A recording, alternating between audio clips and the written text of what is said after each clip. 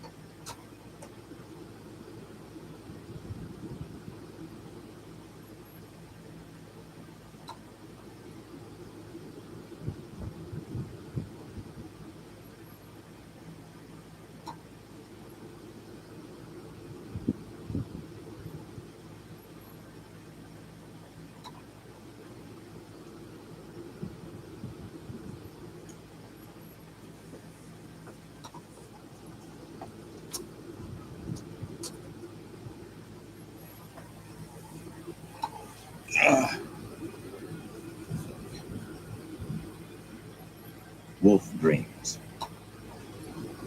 Karen returned to his room by the back way, and after a time Simeon came up with a covered tray. The cloth did not hold in the smells of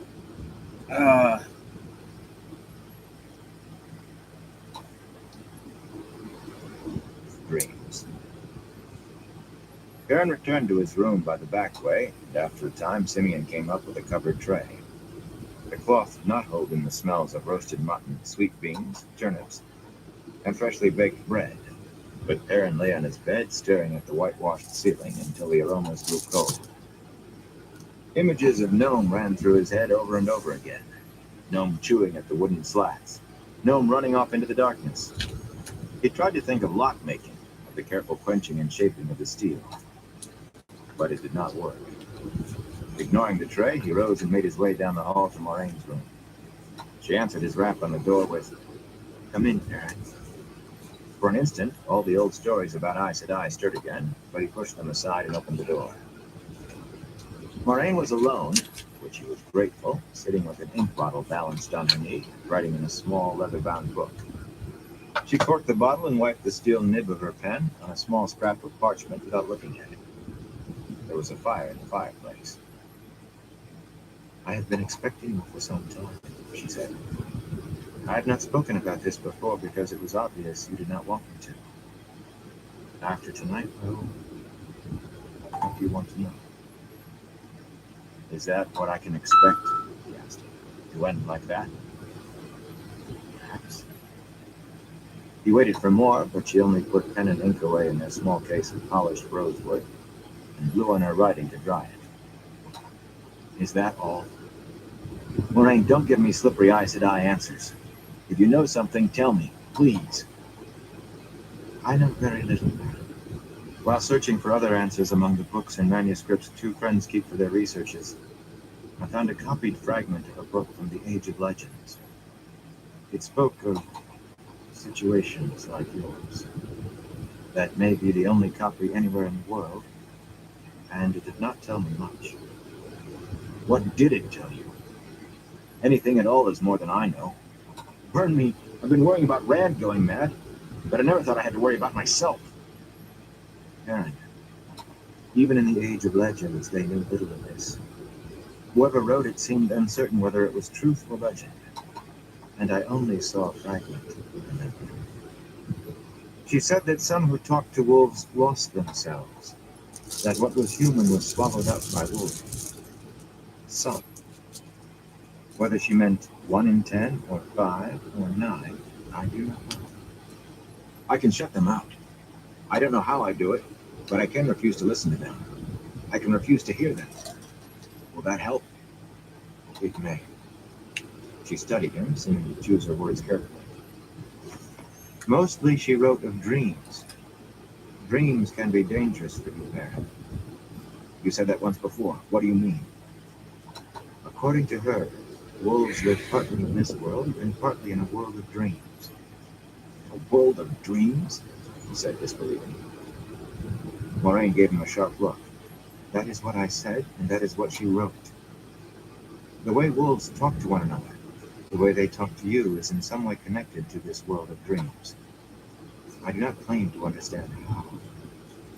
She paused, frowning slightly. From what I had read of the Aes Sedai who had the talent called dreaming, dreamers sometimes spoke of encountering wolves in their dreams, even wolves that acted as guides. I fear you must learn to be as careful sleeping as waking, if you intend to avoid wolves. If that is what you decide to do. If that is what I decide, Moraine, I will not end up like Gnome. I won't. She eyed him quizzically, shaking her head slowly. You speak as if you can make all your own choices, Baron. You are Taviran, remember? He turned his back on her, staring at the night-dark windows, but she continued. Perhaps knowing what Rand is, knowing how strongly Taviran Yep, dab's up. About to do a paid too dab. little attention to the other two Taviran. Actually, was able to get a little something. 3 Taviran My in the card same came village, in, all but born within weeks of one I'm another. still having a little issues That is with it. unheard of. They paid Perhaps you for and one of my have subscriptions, larger but didn't want purposes to in the pay for the pattern than other. you or I thought. So hopefully I I'm do able not to get want my any money out of it purpose in the tomorrow. pattern, Baron Money. I surely can't have one if I forget I am But I had a man. little extra from Will you help me, Moraine? It was hard to say that. when I sold my What if it means Nintendo using Switch. one power? I'd rather forget than that. Help me keep from losing myself. If I can keep you whole, I will. I promise you that, Baron. But I will not endanger the struggle. Well, it against worked the a shadow. little You bit, must know so that, too. I'll find out tomorrow When when I take the money off of it, because it came UPS. It didn't get here till struggle means putting me in my grave tomorrow. like about 5, so He was icily sure that you would. I got it, What activated have you it. not told me? I paid for Do my not presume Hulu to subscription. lie, he said coldly. I tried paying for Do my not press me GameFly further than I think subscription, and proper. it didn't go through for He some hesitated reason. before asking the next question. Can you do for me what you did for land? Can you But see shield if I'm my able to dreams? take my money out and I already have a warder, Baron. get my part of the Her rent lips off. quirked almost into a smile. And one is all I will have. I am of the blue Acha, not the green. You know what I mean. I don't want to be a warder. Like, bound to an Aes Sedai the rest of my life. That's as bad as the wolves. It would not aid you, Baron. The shielding is for dreams from the outside. The danger in your dreams is within you. She opened the small book again. You should sleep, she said in dismissal. Be wary of your dreams, but you must sleep sometime. She turned a page, and he left. Back in his own room, he eased the hold he kept on himself, eased it just a trifle, let his senses spread. The wolves were out there still, beyond the edges of the village, bringing Jara. Almost immediately, he snapped back to rigid self-control. What I need is a city, he muttered. That would keep him at bay. After I find Rand. After I finish whatever has to be finished with him. No shit. He was not sure how sorry he was that Moraine could not shield him. The one power or the wolves. That was a choice no man should have to make. He left the fire laid on the hearthstone unlit and threw open both windows. Cold night air rushed in. Tossing blankets and comforter on the floor, he lay down fully clothed on the lumpy bed, not bothering to try to find a comfortable position. His last thought before sleep came was that if anything would keep him from deep sleep and dangerous dreams, that mattress would. He was in a long hallway, its high stone ceiling and walls glistening with damp and streaked by odd shadows. They lay in contorted strips, stopping as abruptly as they began, too dark for the light between them. He had no idea where the light came from. "No," he said, then louder, "No! This is a dream. I need to wake up. Wake up!" The hallway did not change. Danger. It was a wolf's thought, faint and distant. "I will wake up. I will." He pounded a fist against the wall. It hurt, but he did not wake. He thought one of the sinuous shadows and shifted away from his blow. "Run, brother, run." "Hurt," he said wonderingly. He was sure he knew the wolf whose thoughts he heard. Let's do a dab. Hopper, who had envied the eagles. "Hopper is dead. Run." Aaron lurched into a run, one hand holding his axe to keep the haft from banging against his leg. He had no idea where he was running or why, but the urgency of Hopper's sending could not be ignored. "Hopper's dead," he thought. "He's dead." But Aaron ran. Other hallways crossed the one he ran along at odd angles, sometimes descending, sometimes climbing. None looked any different from the passage he was in, though. Damp stone walls unbroken by doors and strips of darkness. As he came down one of those crossing halls, he skidded to a halt. A man stood there, blinking at him uncertainly, strangely cut coat and breeches, the coat flaring over his hips as the bottoms of the breeches flared over his boots. Both were bright yellow, and his boots were only a little paler. "This is more than I can stand," the man said, to himself, not Aaron. He had an odd accent, quick and sharp. "Not only do I dream of peasants now, but foreign peasants from those clothes. Be gone from my dreams, fellow." "Who are you?" Aaron asked. The man's eyebrows rose as if he were offended. The strips of shadow around them writhed. One detached from the ceiling at one end and drifted down to touch the strange man's head.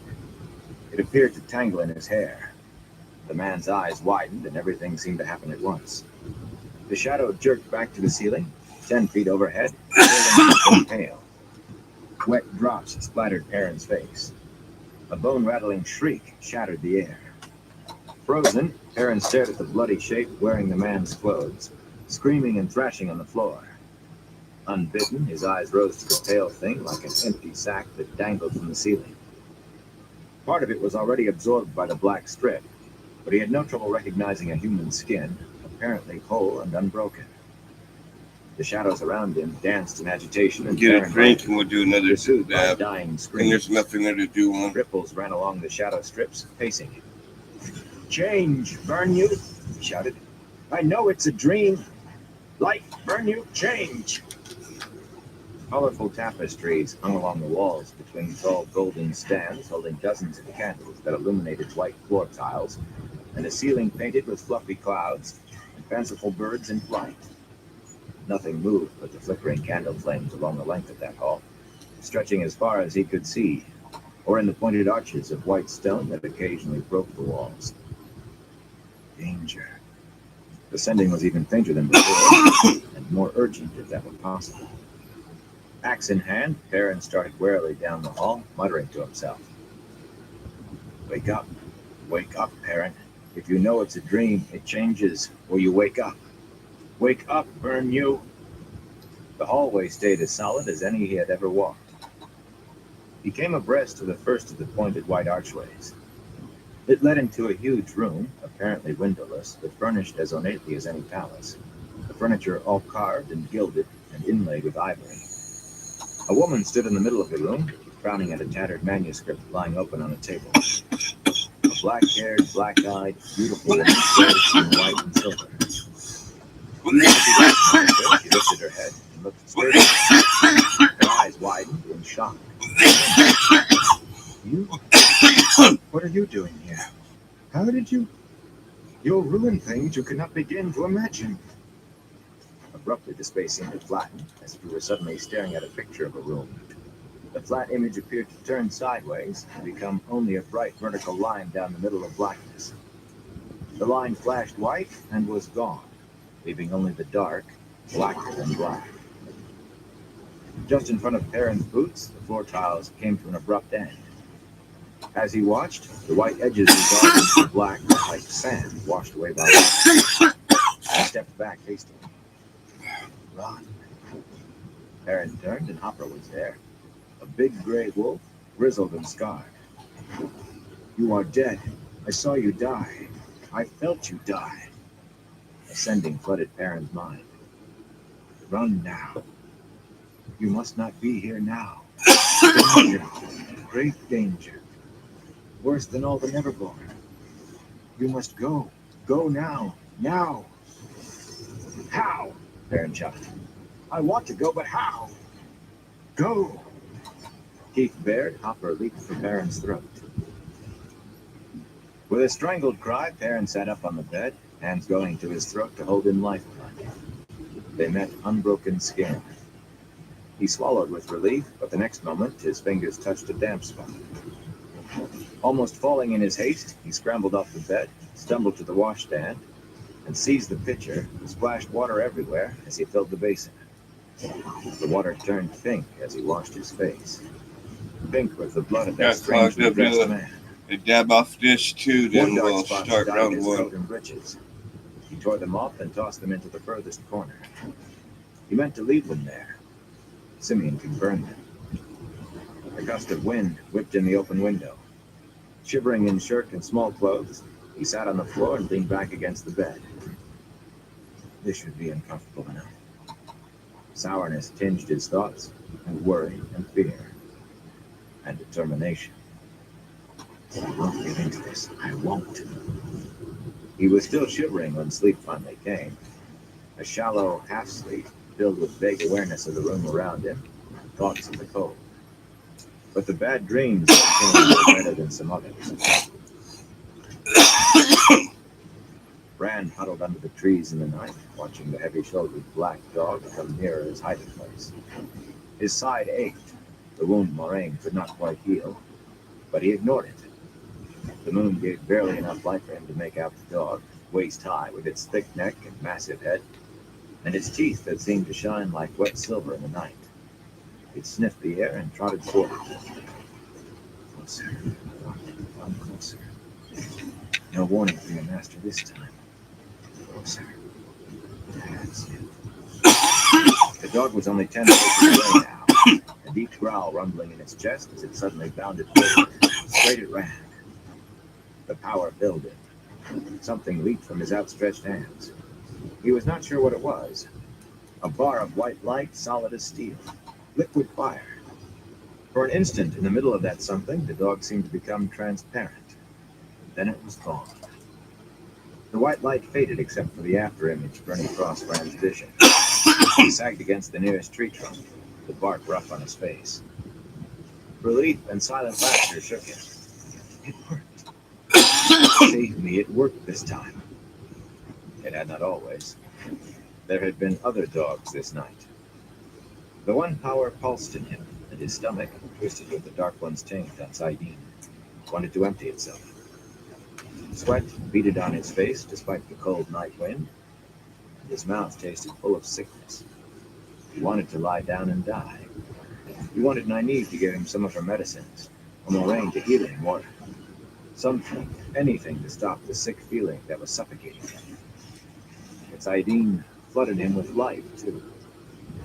Life and energy and awareness larded through the illness. Life without Sidene was a pale copy. Anything else was a wan imitation. They can find me if I hold out. Track me, find me. I have to reach to you. I'll find out there. If I am the dragon, there'll be an end to it. And if I am not, if it's all a lie, there will be an end to that too. An end. Reluctantly, with infinite slowness, he severed contact with Sidene. Gave up its embrace as if giving up life's breath. The night seemed drab. The shadows lost their infinite sharp shadings, washed together.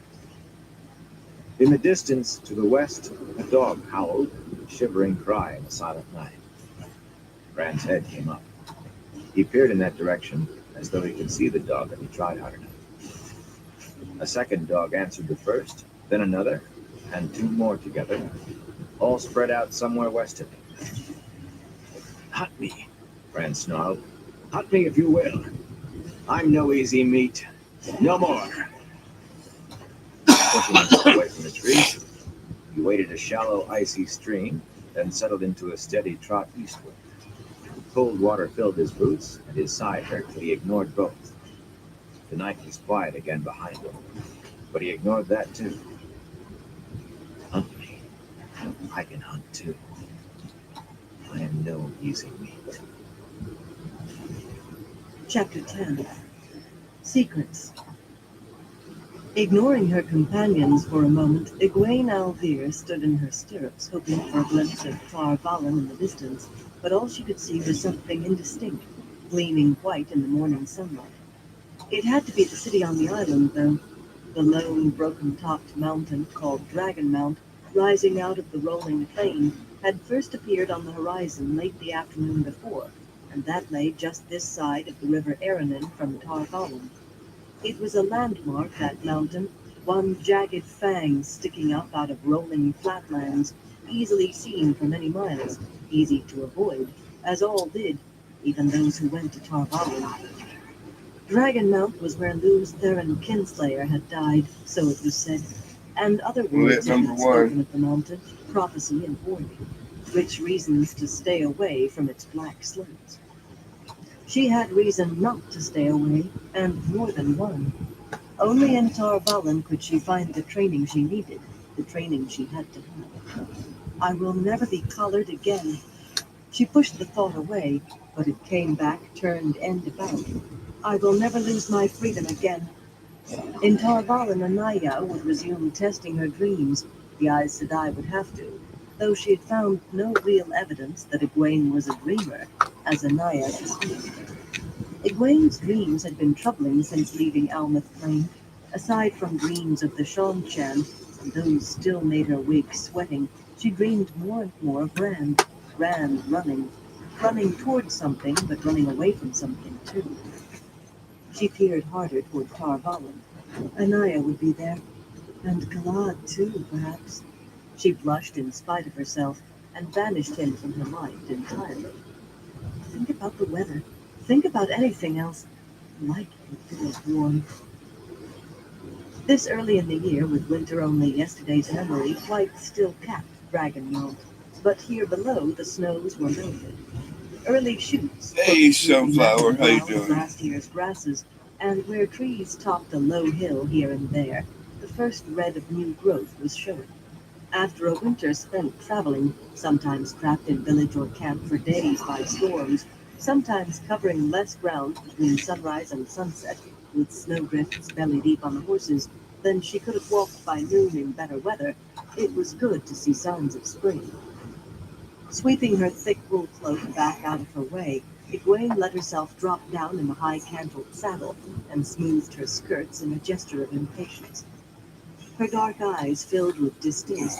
She had worn the dress, divided for riding by her own skill with a needle, for far too long, but the only other she had was even more bloody, and the same color, the dark gray of the leashed ones.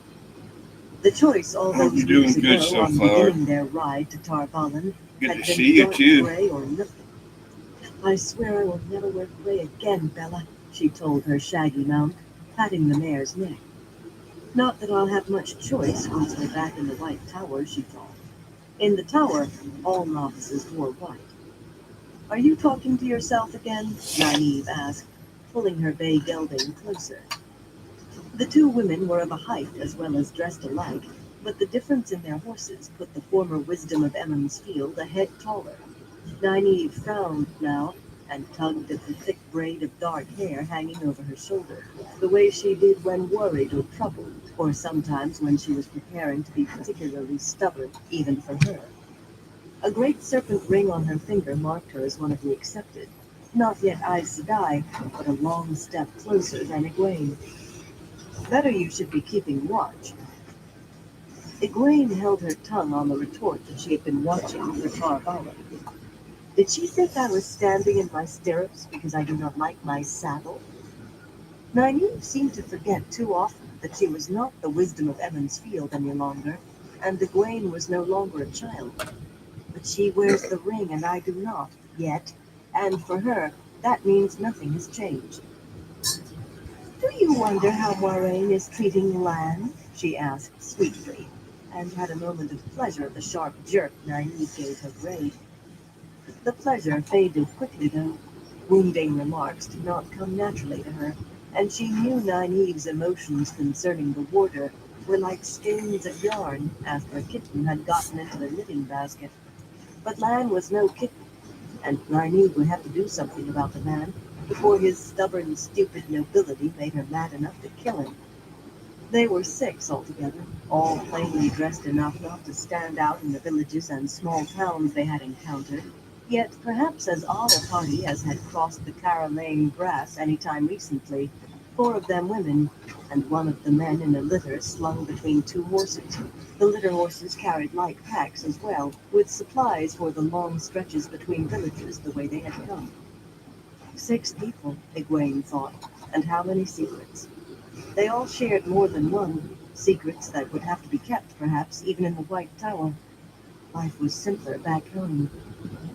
Nynaeve, do you think Rand is all right? And Perrin? She added hastily. She could not afford to pretend any longer that one day she would marry Rand. Pretending would be all it was now. She did not like that. She was not entirely reconciled to it, but she knew it. Your dreams? Have they been troubling you again? Nynaeve sounded concerned, but Egwene was in no mood to accept sympathy. She made her voice sound as everyday as she could manage. From the rumors we heard, I can't tell what might be going on. They have everything I know about so twisted, so wrong. Everything has been wrong since Moiraine came into our lives, Nynaeve said brusquely. Perrin and Rand, she hesitated, grimacing.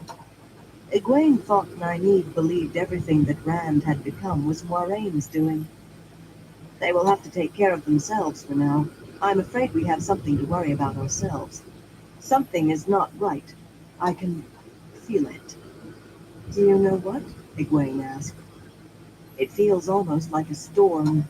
Nynaeve's dark blue eyes studied the morning sky, clear and blue, with only a few scattered white clouds, and she shook her head again. Like a storm coming. Nynaeve had always been able to foretell the weather. Listening to the wind, it was called, and the wisdom of every village was expected to do it, though many really could not. Yet since leaving Emmons Field, Nynaeve's ability had grown or changed. The storms she felt sometimes had to do with men rather than women now. Egwene bit her underlip, thinking. They could not afford to be stopped or slowed, not after coming so far, not so close to Tar Valon. For Mat's sake, and for reasons that her mind might tell her were more important than the life of one village youth, one childhood friend, but that her heart would not rate so high. She looked at the others, wondering if any of them had noticed something.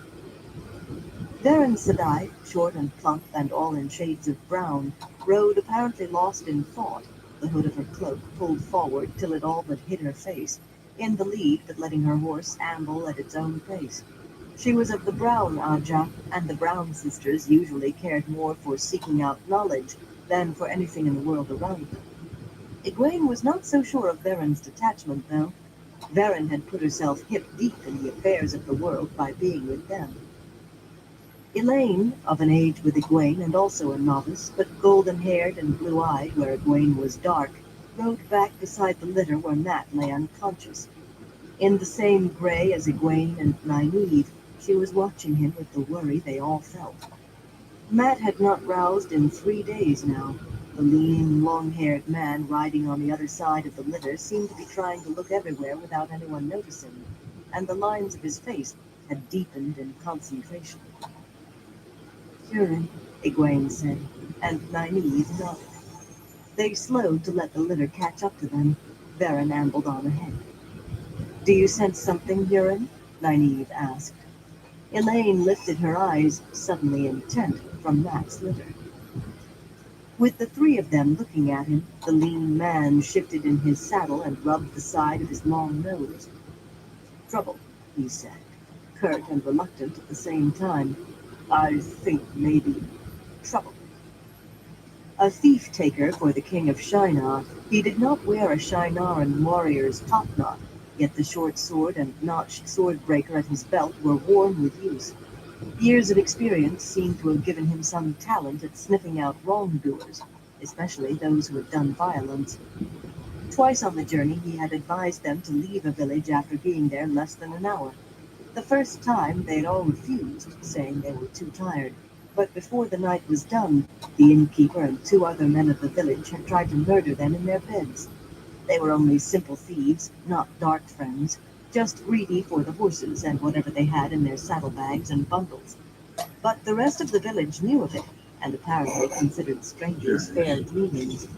They had been forced to flee a mob waving axe handles and pitchforks. The second time, Varen ordered them to ride on as soon as Huron spoke. But the thief-taker was always wary when talking to any of his companions, except Mat, back when Mat could talk. The 2 of them had joked and played at dice when the women were not too close at hand. Egwene thought he might be uneasy at being alone for all practical purposes with an Aes Sedai and 3 women in training for sisterhood. Some men found facing a fight easier than facing Aes Sedai. "What kind of trouble?" Elaine said.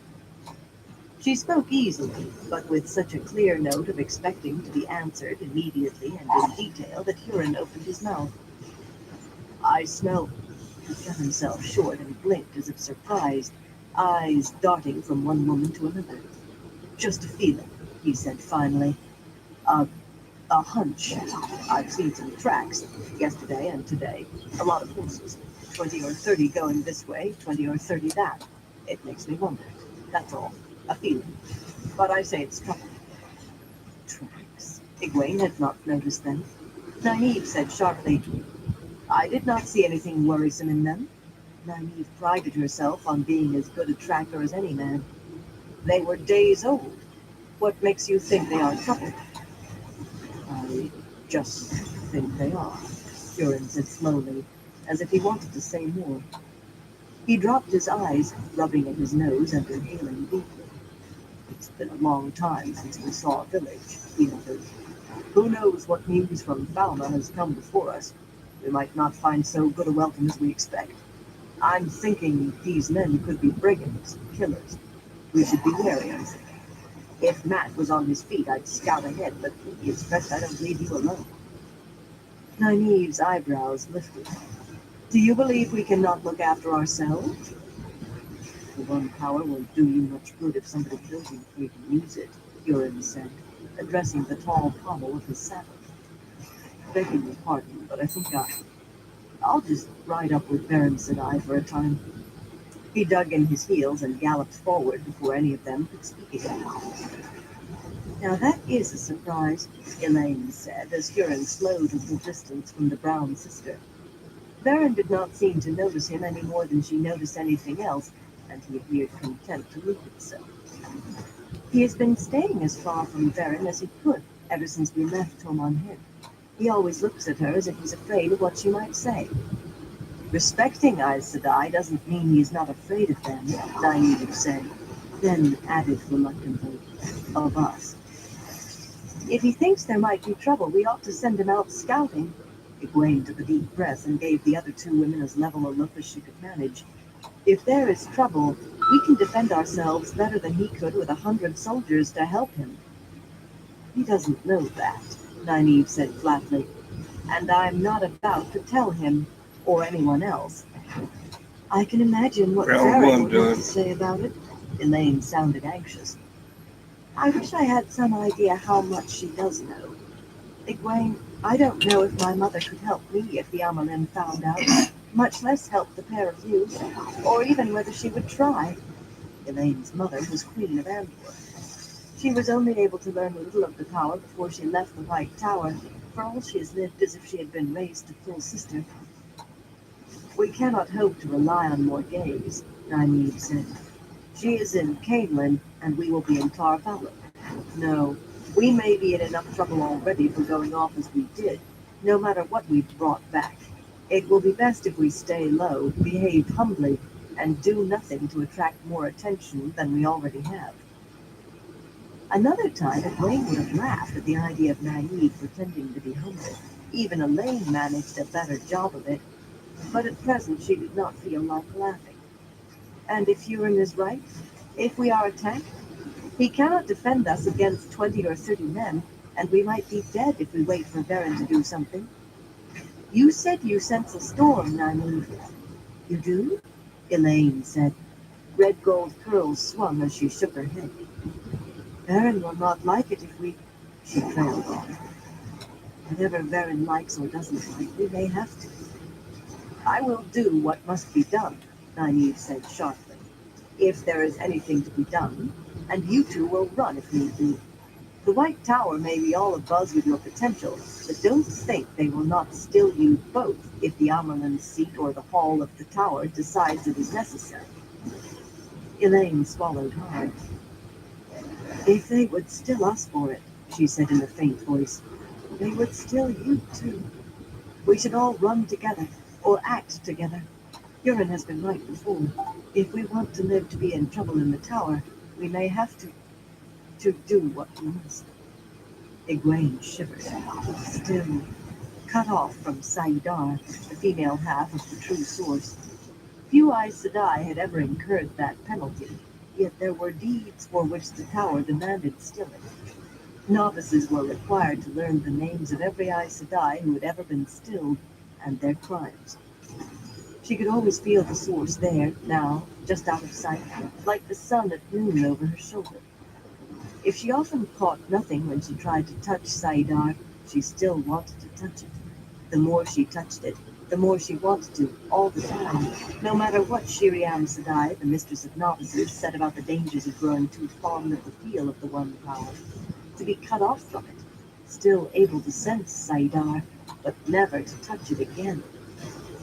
Neither of the others seemed to want to talk either. To cover her shaking, she bent from her saddle to the gently swaying litter.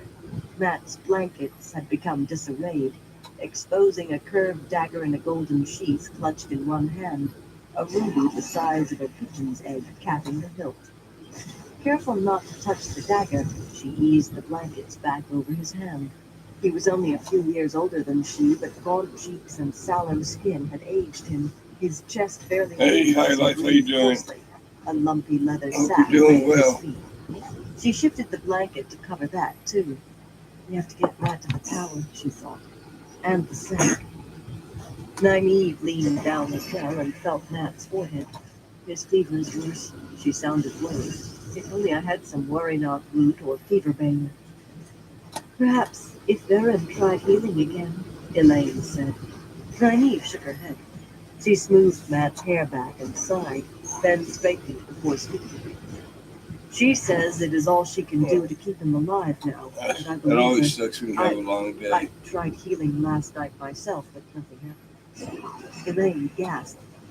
Shiriam Sedai says we mustn't try to heal until we've been guided step by step 100 times. You could have killed him, Egwene said sharply. Nynaeve sniffed loudly. I was healing before I ever thought of going to Tar Valon, even if I didn't know I was. But it seems I need my medicines to make it work for me. If I only had some fever pain, I do not think he has much time left. Hours, maybe. Egwene thought she sounded almost as unhappy about knowing, about how she knew, as she did about Matt. She wondered again why Nynaeve had chosen to go to Tar Valon for training at all.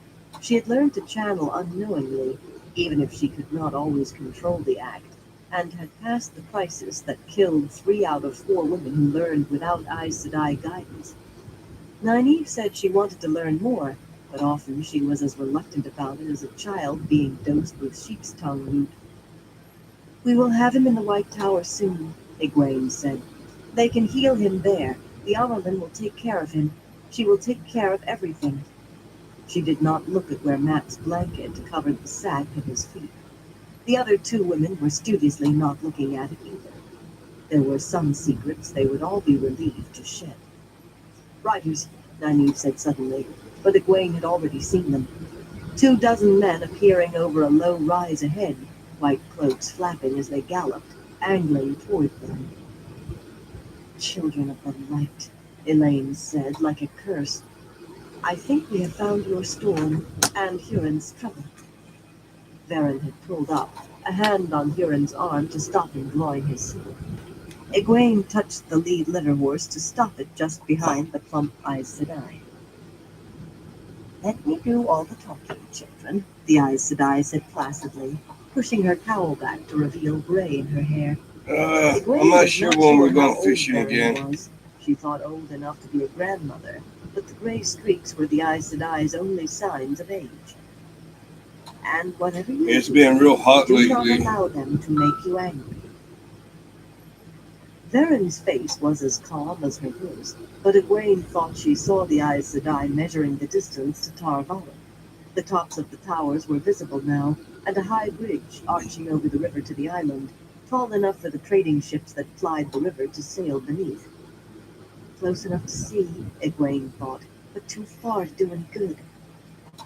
For a moment she was sure the oncoming white cloaks meant to charge them, but their leader raised a hand, and they abruptly drew rein a scant 40 paces off, scattering dust and dirt ahead of them. Nynaeve muttered angrily under her breath, and Elaine sat straight and full of pride, appearing likely to berate the white cloaks for ill manners. Huron still had a grip on his sword hilt. He looked ready to put himself between the women and the white cloaks, no matter what Varen said. Varen mildly waved a hand in front of her face to dispel the dust. The white-cloaked riders spread out in an arc, blocking the way firmly. Their breastplates and conical helmets shone from polishing, and even the mail on their arms gleamed brightly. Each man had the flaring golden sun on his breast. Some fitted arrows to bows, which they did not raise but held ready. Their leader was a young man, yet he wore 2 golden knots of rank beneath the sunburst on his cloak. "2 Tar Valon witches, unless I miss my guess, yes?" he said, with a tight smile that pinched his narrow face.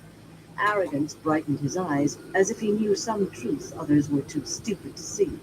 "And 2 nits and a pair of lapdogs, one sick and one old." Huron bristled, but Varen's hand restrained him. "Where do you come from?" the white cloak demanded. "We come from the west," Varen said placidly. "Move out of our way and let us continue. The children of the light have no authority here."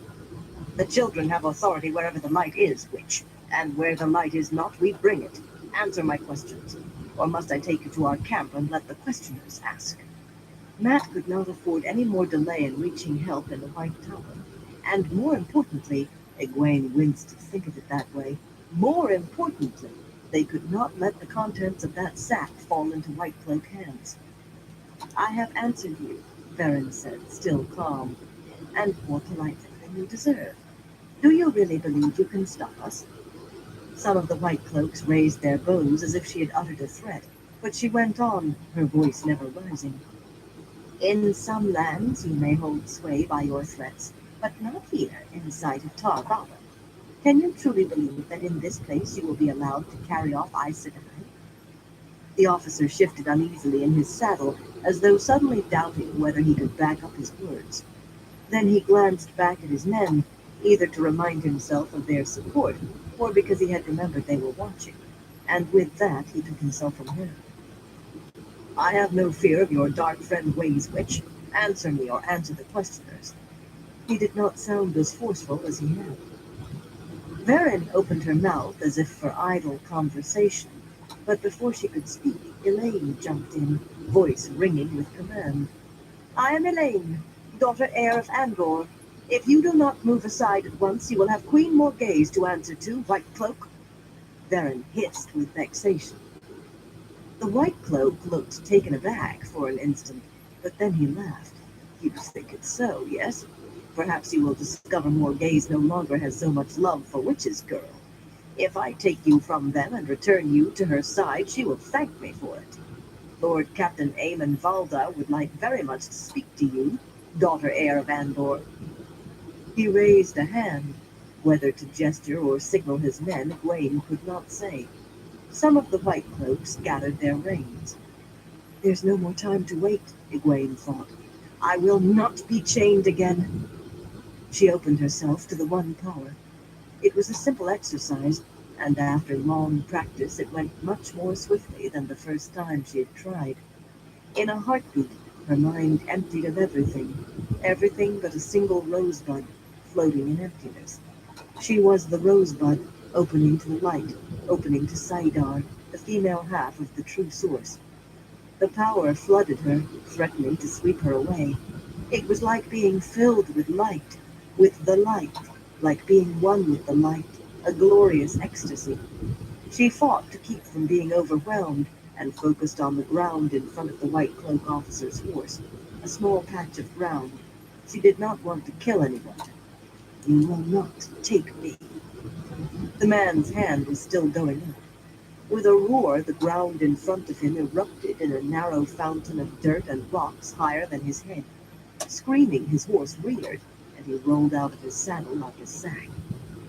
Before he hit the ground, Egwene shifted her focus closer to the other White Cloaks, and the ground threw up another small explosion. Bella danced sideways, but she controlled the mare with reins and knees without even thinking of it. Wrapped inside emptiness, she was still surprised at a third eruption, not of her making, and the fourth. Distantly, she was aware of Nynaeve and Elaine, both enveloped in the glow that said they too had embraced Saidar, had been embraced by it. That aura would not be visible to any but another woman who could channel, but the results were visible to all. Explosions harried the White Cloaks on every side, showering them with dirt, shaking them with noise, sending their horses plunging wildly.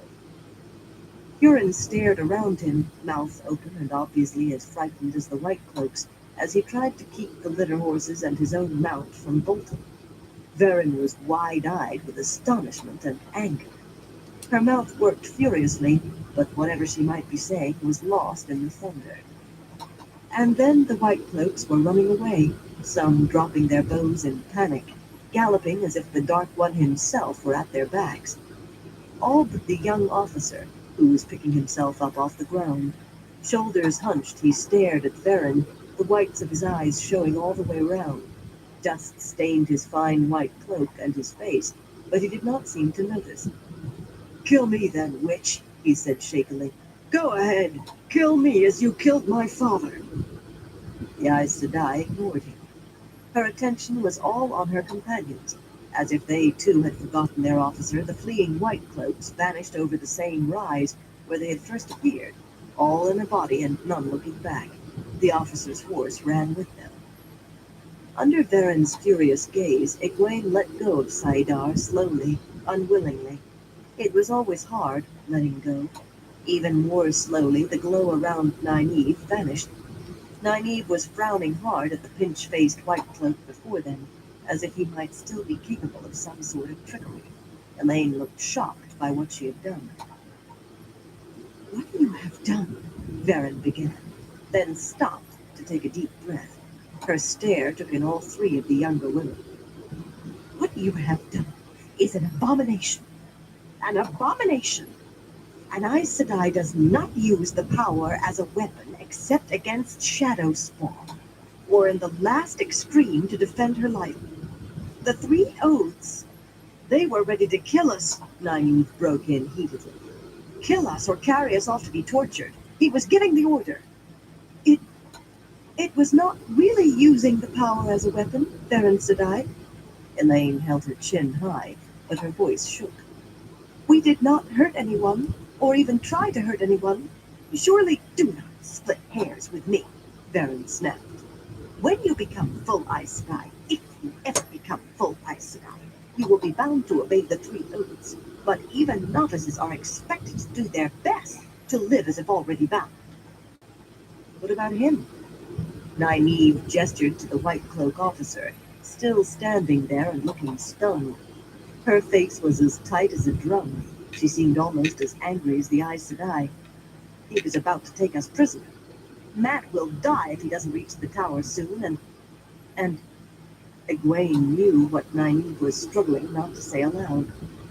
And we can't let that sack fall into any hands but the Amerlins. Varen regarded the white cloak wearily. He was only trying to bully us, child. He knew very well he could not make us go where we did not want, not without more trouble than he was willing to accept. Not here, not in sight of Tar Valon. I could have talked us past him, with a little time and a little patience. Oh, he might well have tried to kill us if he could have done it from hiding, but no white cloak with the brains of a goat will try harming an Aes Sedai who knows he is there. See what you have done. What stories will those men tell, and what harm will it do? The officer's face had reddened when she mentioned hiding. It is no cowardice not to charge the powers that broke the world, he burst out. You witches want to break the world again in the service of the Dark One. Varen shook her head in tired disbelief. Egwene wished she could mend some of the damage she had done. I am very sorry for what I did, she told the officer. She was glad she was not bound to speak no word that was not true as full Aes Sedai were, because what she had said was only half true at best. I should not have, and I apologize. I am sure Varen Sedai will heal your bruises. He stepped back as if she had offered to have him skinned alive, and Varen sniffed loudly. We have come a long way, Egwene went on, all the way from Tomon Head, and if I weren't so tired I would never have... Be quiet, girl, Varen shouted. At the same time the white cloak snarled, Tomon Head? Falma? You were at Falma? He stumbled back another step and half drew his sword. From the look on his face, Egwene did not know whether he meant to attack or to defend himself. Cloak, a hand on his sword breaker, but the narrow-faced man went on in a rant, spittle flying with his fury. My father died at Falma. Bayard told me you witches killed him for your false dragon. I'll see you dead for it. I will see you burn. You impetuous children, Varen sighed. Almost as bad as boys for letting your mouths run away with you. Go with the light, my son, she told the white cloak. Without another word, she guided them around the man, but his shouts followed after. My name is Dane Bornhold. Remember it, dark friends. I will make you fear my name. Remember my name. As Bornhold's shouts faded behind them, they rode in silence for a time. Finally, Egwene said to no one in particular, I was only trying to make things better. Better, Varen muttered. You must learn there is a time to speak all of the truth and a time to govern your tongue. The least of the lessons you must learn, but important if you mean to live long enough to wear the shawl of a full sister. Did it never occur to you that word of Falma might have come ahead of us? Why should it have occurred to her? Nynaeve asked. No one we've met before this had heard more than rumors, if that, and we have outrun even rumor in the last month. And all word has to come along the same roads we used? Varen replied. We have moved slowly. Rumor takes wing along 100 paths. Always plan for the worst, child. That way all your surprises will be pleasant ones. What did he mean about my mother? Elaine said suddenly. He must have been lying. She would never turn against Tar Valon. The queens of Andor have always been friends to Tar Valon, but all things change. Varen's face was calm again, yet there was a tightness in her voice. She turned in her saddle to look over them, the three young women, Huron, Mat in the litter. The world is strange, and all things change. They capped the ridge. A village was in sight ahead of them now, yellow tile roofs clustered around the great bridge that led to Tarvalin. Now you must truly be on your guard, Varen told them. Now the real danger begins. Chapter 11. Tarvalin. The small village of Dyrien had lain beside the river Aranon almost as long as Tarvalin had occupied its island. Darien's small red and brown brick houses and shops, its stone-paved streets, gave a feel of permanence, but the village had been burned in the Trolloc Wars, sacked when Arthur Hawkwing's armies besieged Tarvalin, looted more than once during the War of the 100 Years, and put to the torch again in the Aiel War, not quite 20 years before. An unquiet history for a little village, Hey, Mac, but how you doing? Darien's place at the foot of one of the bridges leading out to Tarvalin ensured it would always be Supply rebuilt, for what? however many times it was destroyed, so long as Tarvalin stood at least. At first it seemed to Egwene that Darien was expecting a war again. A square of pikemen marched along the streets, ranks and files bristling like a carding comb, followed by bowmen in flat-rimmed helmets, with filled quivers riding at their hips, and bows slanted across their chests. You should go get some A of you squadron going. of I ain't armored gonna do horsemen, shit. faces hidden behind the steel bars of their helmets, gave way to Varen and her party at a wave of their officers, gauntlet at hand. All wore the white flame of Tarvalin like a snowy teardrop on their breasts. Yet townspeople went about their business with apparent unconcern, the market throng dividing around the soldiers as if marching men were obstructions they were long used to. A few men and women carrying trays of fruit kept pace with the soldiers, trying to interest them in wrinkled apples and pears pulled from winter cellars. But aside from those I don't know few, about that. shopkeepers and hawkers alike paid the soldiers no mind. Varen seemingly ignored them too, as she led Egwene and the others through the village to the great bridge, arching over half a mile or more of water like lace woven from stone. At the foot of the bridge more soldiers stood guard, a dozen pikemen and half that many archers, checking everyone who wanted to cross. Their officer, a balding man with his helmet hanging on his sword hilt, looked harassed by the waiting line of people afoot and on horseback, people with carts Okay. drawn by oxen Good or for horses you. or the owner. The line was only 100 paces long, but every time one was let onto the bridge, another joined the far end. Just the same, the balding man seemed to be taking his time about making sure each one had a right to enter Tarvalin before he let them go. He opened his mouth angrily when Varen led her party to the head of the line, then caught a good look at her face and hurriedly stuffed his helmet onto his head. No one who really knew them needed a great serpent ring to identify Aes Sedai. "Good morrow to you, Aes Sedai," he said, bowing with a hand to his heart. "Good morrow.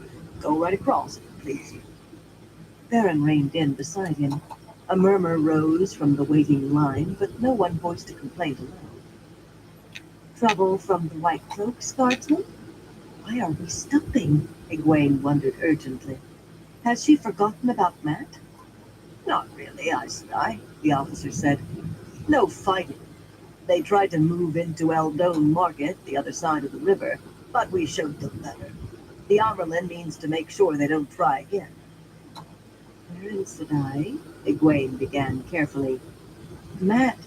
"In a moment, child," the Aes Sedai said, sounding only halfway absent-minded. "I have not forgotten him." Her attention went right back to the officer. "And the outlying villages?" The man shrugged uncomfortably. "We can't keep the White Cloaks out, Aes Sedai, but they move off when our patrols ride in. They seem to be trying to goad us." Varen nodded and would have ridden on, but the officer spoke again. "Pardon, Aes Sedai, but you've obviously come from a distance.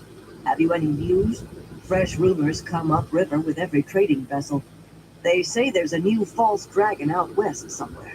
Hey, Why, they even Sleazy, say how you he has doing? Arthur Hawkwing's armies back from the dead following him, and that he killed a lot of White Cloaks and destroyed a city. Valma, they call it. In Tarabon, some say. They say Aes Sedai helped him," a man's voice shouted from the waiting line. Huron breathed deeply and shifted himself as if he expected violence. Egwene looked round, but there was no sign of whoever had shouted.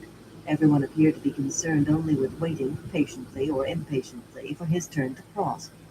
Things had changed, and not for the better. People just When coming she had out left already. Tarvalin, any man who spoke against Aes Sedai would have been lucky to escape I don't know with what a they punch want in the about nose from wanting to whoever overheard. eat pie or Red in the whatnot. face, the officer was But glaring down the line.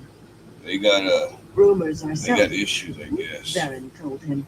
I can tell you that Falma still stands. It isn't even in Tarvalin, guardsman.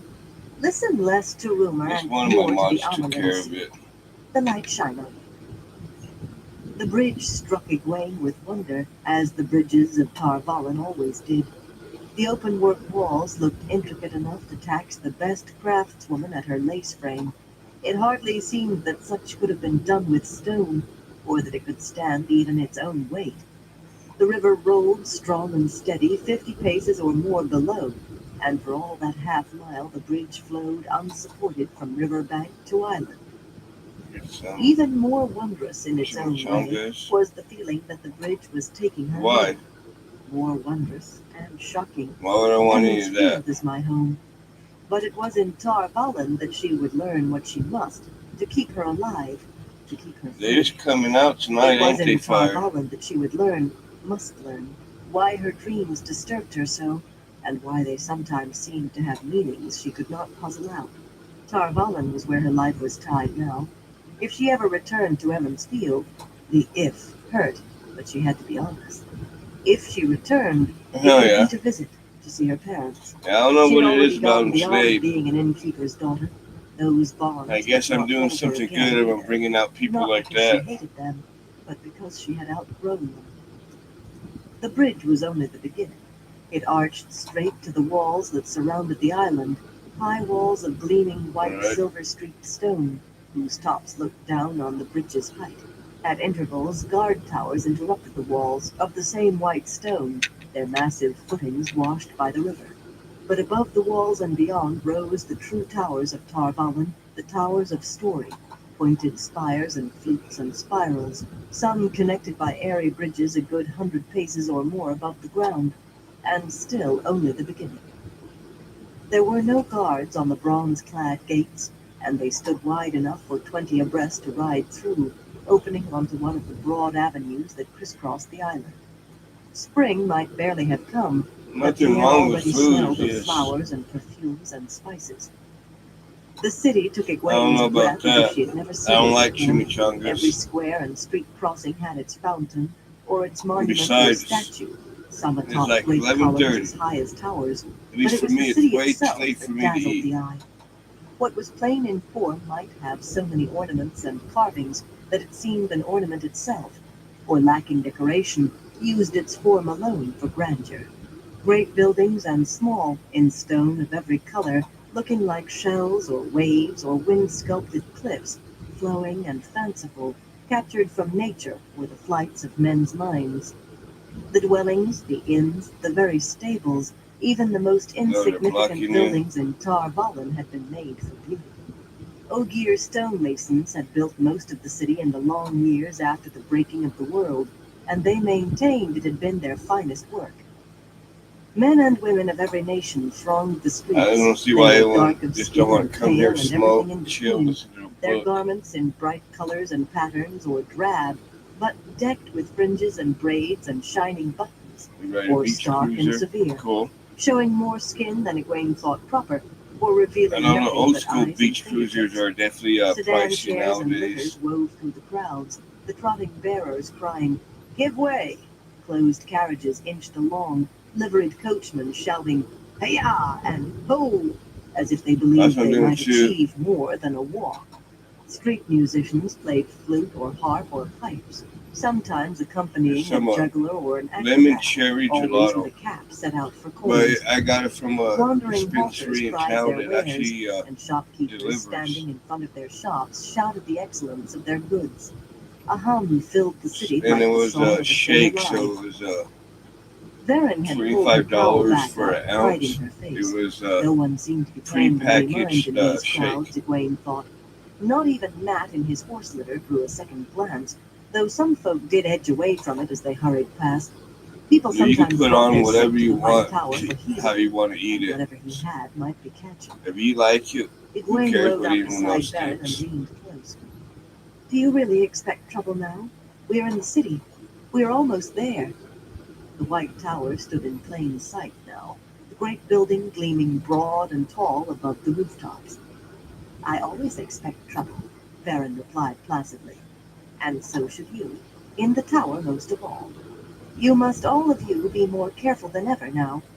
Your tricks, her mouth tightened for an instant before serenity returned, frightened away the white cloaks, but inside the tower they may well bring you death or stilling. I would not do that in the tower, Egwene protested. This one, it's a hybrid. Nynaeve and it's Elaine okay. joined them, Does the job. leaving Huron to mind the litter horses. Chances They for nodded, 30 at the disco. Elaine fervently, Nice. and Nynaeve, it Ain't no seemed to gas for Egwene, you. as if she had That's where reservations. you take it and make some You should not do it butter ever out of again, it. child. make You edibles. must not. Ever. Varen eyed them sideways round the edge of her cowl and shook her head. And I truly hope you have learned the folly of speaking when you should be silent. Elaine's face went crimson, and Egwene's cheeks grew hot. Once we enter the tower grounds, hold your tongues and accept whatever happens. I don't know about all that, Whatever dude. You gotta go somewhere You else. know You're nothing talking of about what drugs awaits like us in the that. tower, and if you did, you would not know how to handle it. So be silent. I will do as you say, Baron Sedai. That's Egwene something said, and yeah. Elaine echoed her. Nynaeve sniffed. The Aes Sedai stared at her, and she nodded reluctantly. The street opened into a vast square centered in the city, and in the middle of the square stood the white tower, shining in the sun, rising until it seemed to touch the sky from a palace of domes and delicate spires and other shapes surrounded by the tower grounds. There were surprisingly few people in the square. No one intruded on the tower unless he had business there, Egwene reminded herself uneasily. Huron led the horse litter forward as they entered the square. Baron Sedai, I must leave you now. He eyed the tower once, then managed not to look at it again, though it was hard to look at anything else. Huron came from a land where Aes Sedai were respected, but it was one thing to respect them, It's round and 2, quite though. another to be surrounded by them. You have been a great help on our journey, Huron, Baron told him, and a long journey it has been. There will be a place in the tower for you to rest before you travel on. Huron shook his head emphatically. I cannot waste a day, Baron Sedai. Not another hour. I must return to Shinar to tell King Izar and Lord Yeah, Agomar that's how it the was me truth of what too. happened at Falmouth. I must tell them about... He cut off abruptly and looked around. There was no one close enough to overhear, but he still lowered his voice and No, I said don't know only, about that. about Ran. That the dragon is reborn. There must be trading ships heading upriver, and I mean to be on the next to sail. Go in the light, then, Huron of Shinar, Baron said. The light illumine all of you. Oh, he shrooms retorted, in their joints? gathering his reins. I don't know. Yet he That'd hesitated a definitely moment, be then added, if you an need interesting send word night. to You do Kaldar, that. and I'll find a way to come. Clearing his throat as if embarrassed, he I'm not turned sure his how horse that and tastes trotted smoking away, shrooms. heading beyond the tower. All too soon, he was lost to sight. Nynaeve gave an exasperated shake of her head. Men. They always say to send for them if you need them, but when you do need one, you need him right then. No man can help where we are going now, Varen said dryly. Remember, be silent. No. Egwene felt a sense of loss with Huron's going. He would barely talk to any of them What except kind of Matt, beans? and Varen was right. He was only a man, and helpless as a babe when it came to facing whatever might await them in the tower. Yet his leaving made their number one less, and she could never help thinking that a man with a sword was useful to have around. And he had been linked to Rand and Perrin. I have my own troubles to worry about. Rand and Perrin would Refried have to beans? make do with Huh. Moraine to look after them. And Interesting. Nin must certainly look after Rand, she thought with a flash of jealousy that she tried to suppress. She almost succeeded. With a sigh, she took up the lead of the horse litter. Matt lay bundled to his chin.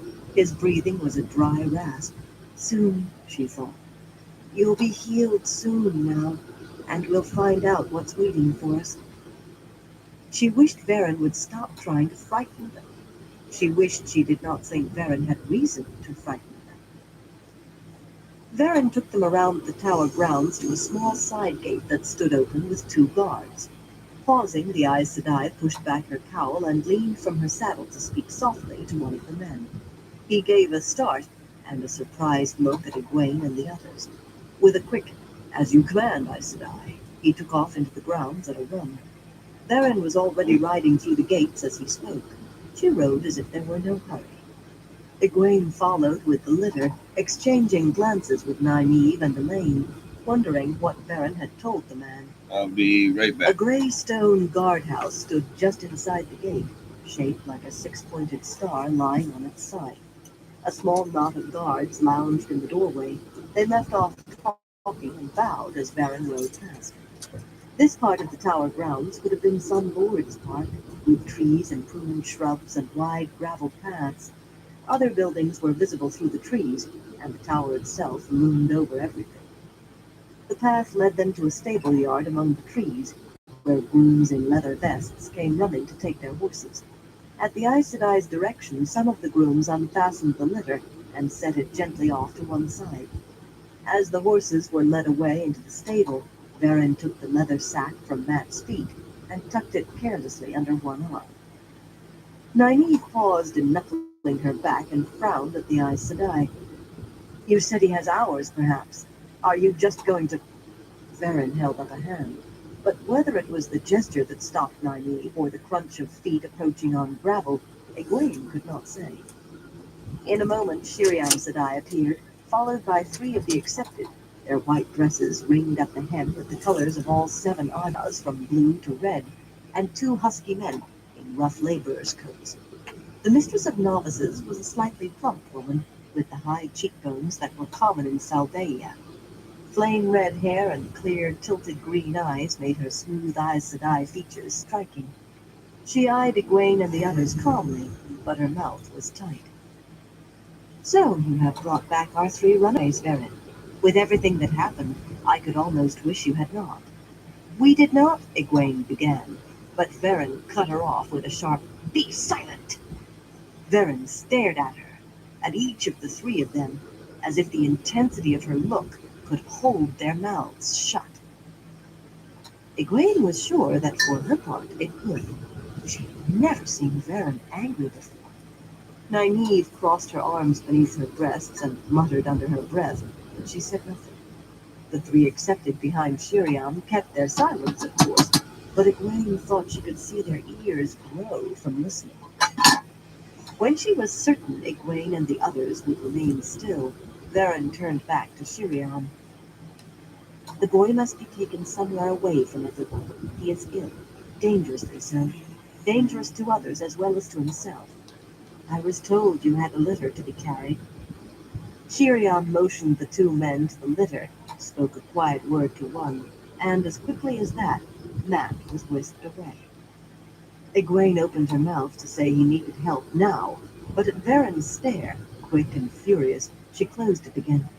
Nynaeve was tugging her braid nearly hard enough to pull it out of her head. "I suppose," Varen said, "that the whole tower knows we have returned by now?" "Those who do not know," Shiriam told her, "will know before much longer. Comings and goings have become the first topic of conversation and gossip, even before Falma and far ahead of the war in Caria. Did you think to keep it secret?" Varen gathered the leather sack in both arms. "I must see the Avalon immediately." "And what of these 3?" Varen considered Egwene and her friends, frowning. "They must be closely held until the Amerlin wishes to see them. If she does wish to. Closely held, mind. Their own rooms will do, I think. No need for cells. Not a word to anyone." Varen was still speaking to Shiriam, but Egwene knew the last had been meant as a reminder to her and the others. Nynaeve's brows were drawn down, and she jerked at her braid as if she wanted to hit something. Elaine's blue eyes were open wide, and her face was even paler than usual. Egwene was not sure which feelings she shared, anger or fear or worry. Some of all 3, she thought. With a last searching glance at her 3 traveling companions, Varen hurried off, clutching the sack to her chest, cloak flapping behind her. Shiriam put her fists on her hips and studied Egwene and the other two. For a moment, Egwene felt a lessening of tension. The mistress of novices always kept a steady temper and a sympathetic sense of humor, even when she was giving you extra chores for breaking the rules. But Shiriam's voice was grim when she spoke. "Not a word," Baron Sedai said, "and not a word shall it be.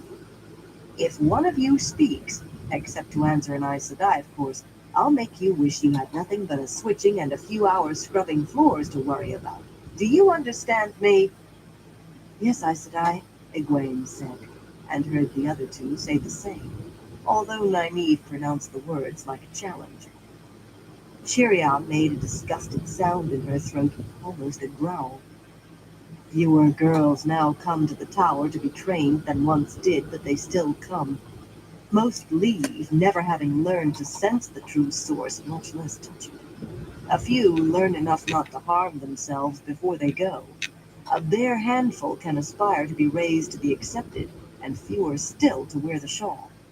It is a hard life, a hard discipline. Yet every novice fights to hold on, to attain the ring and the shawl. Even when they are so afraid they cry themselves to sleep every night, they struggle to hold on. And you three, who have more ability born in you than I ever hoped to see in my lifetime, left the tower without permission, ran away not even half trained, like irresponsible children, stayed away for months, and now you ride back in as if nothing has happened, as if you can take up your training again on the morrow." She let out a long breath as if she might explode otherwise. "Fairlane." The three accepted jumped as if they had been caught eavesdropping, and one, a dark, curly-haired woman, stepped forward. They were all young women, but still older than Nynaeve. Nynaeve's rapid acceptance had been extraordinary. In the normal course of things, it took years as a novice to earn the great serpent rings they wore, and it would take years more before they could hope to be raised to full Aes Sedai. "Take them to their rooms," Shiriam commanded, "and keep them there. They may have bread, cold broth, and water until the Amerlin seat says otherwise. And if one of them speaks even a word, you may take her to the kitchens and set her to scrubbing pots." She whirled and stalked away, even her back expressing anger. Fairlane eyed Egwene and the others with almost a hopeful air, especially Nynaeve, who wore a glower like a mask. Fairlane's round face held no love for those who broke the rules so extravagantly, and less for one like Nynaeve, a wilder, who had earned her ring without ever being a novice, who had channeled power before she ever entered Tar Valon.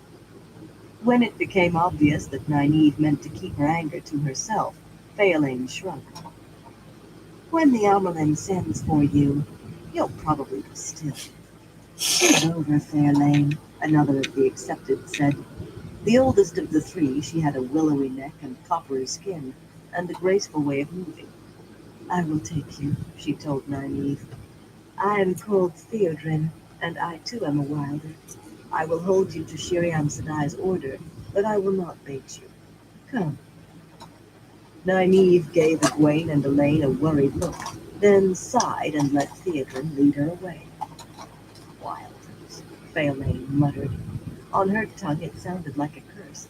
She turned her stare to Egwene. The third acceptant, a pretty, apple-cheeked young woman, stationed herself beside Elaine. Her mouth was turned up at the corners as if she liked to smile, but the stern look she gave Elaine said she would brook no nonsense now. Egwene returned Fairlane's stare with as much calm as she could manage, and, she hoped, a measure of the haughty, silent contempt that Elaine had adopted. Red Aja, she thought. This one will definitely choose the Reds. But it was hard not to think of her own Blackberry troubles. OG. Right. What are they going to do to us? She meant the Aes Sedai, the tower, not these women. "Well, come along," Fairlane snapped. "It's bad enough I have to stand guard on your door without standing here all day. Come along." Taking a deep breath, Egwene gripped Elaine's hand and whispered, "Light, let them be healing mad." Chapter 12. The Amerlin seat. Suan Sanche paced the length of her study, pausing now and again to glance with a blue-eyed gaze that had made rulers stammer at a carved nightwood box on a long table centered in the room. She hoped she would not have to use any of the carefully drawn documents within it. They had been prepared and sealed in secret by her own hand to cover a dozen possible eventualities.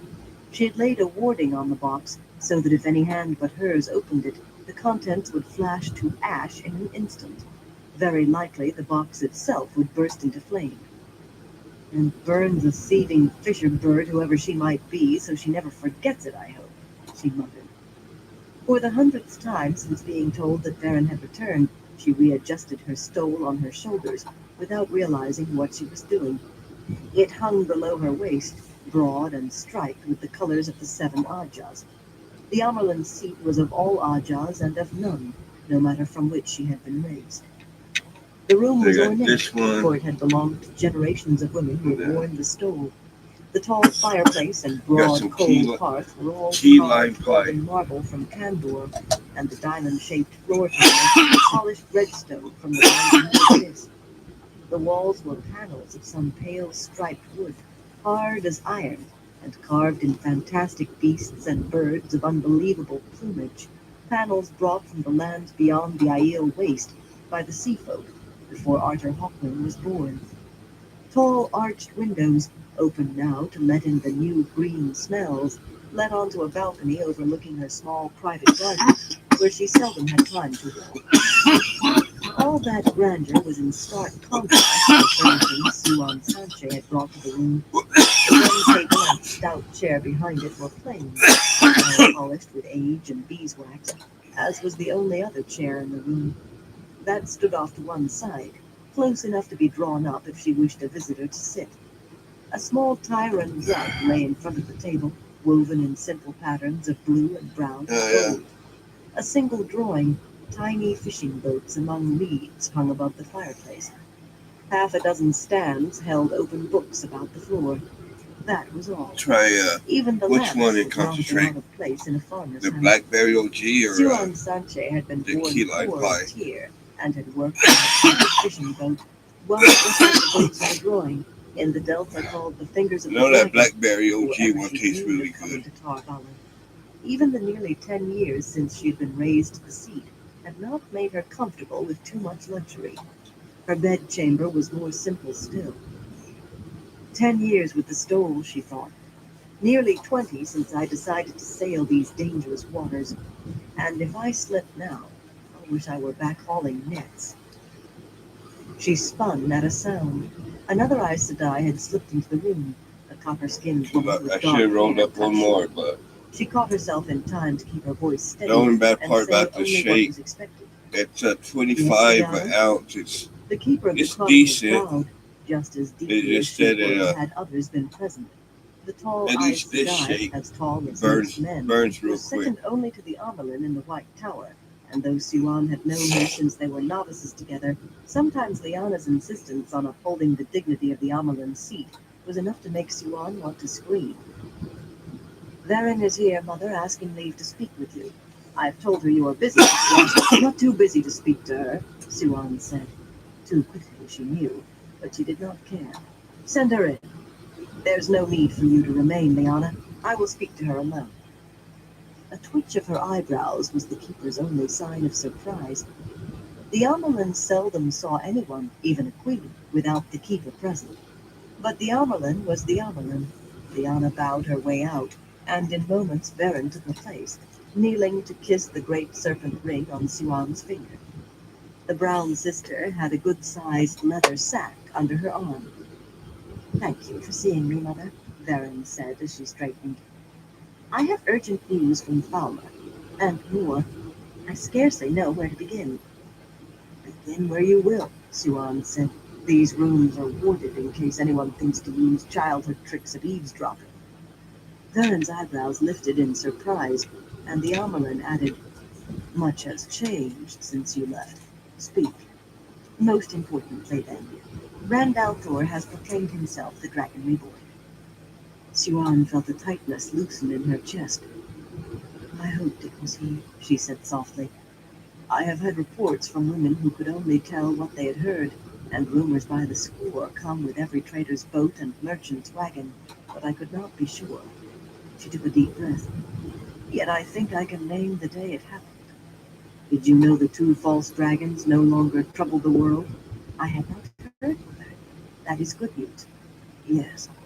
Masrim time is in the hands of our sisters in Salvia, and the poor fellow in Hatton Merk, who might have pity on his soul, was taken by the tyrants and executed on the spot. No one even seems to know what his name was. Both were taken on the same day and, according to rumor, under the same circumstances. They were in battle and winning when suddenly a great light flashed in the sky and a vision appeared, just for an instant. There are a dozen different versions of what it was, but in both cases the result was exactly the same. The false dragon's horse reared up and threw him. He was knocked unconscious, and his followers cried out that he was dead and fled the field, and he was taken. Some of my reports speak of visions in the sky at Falmouth. I'll wager a gold mark to a week-old Delta perch. That was the instant Grand Althor proclaimed himself. The true dragon has been reborn, Varen said almost to herself. And so the pattern has no room for false dragons anymore. We have loosed the dragon reborn on the world.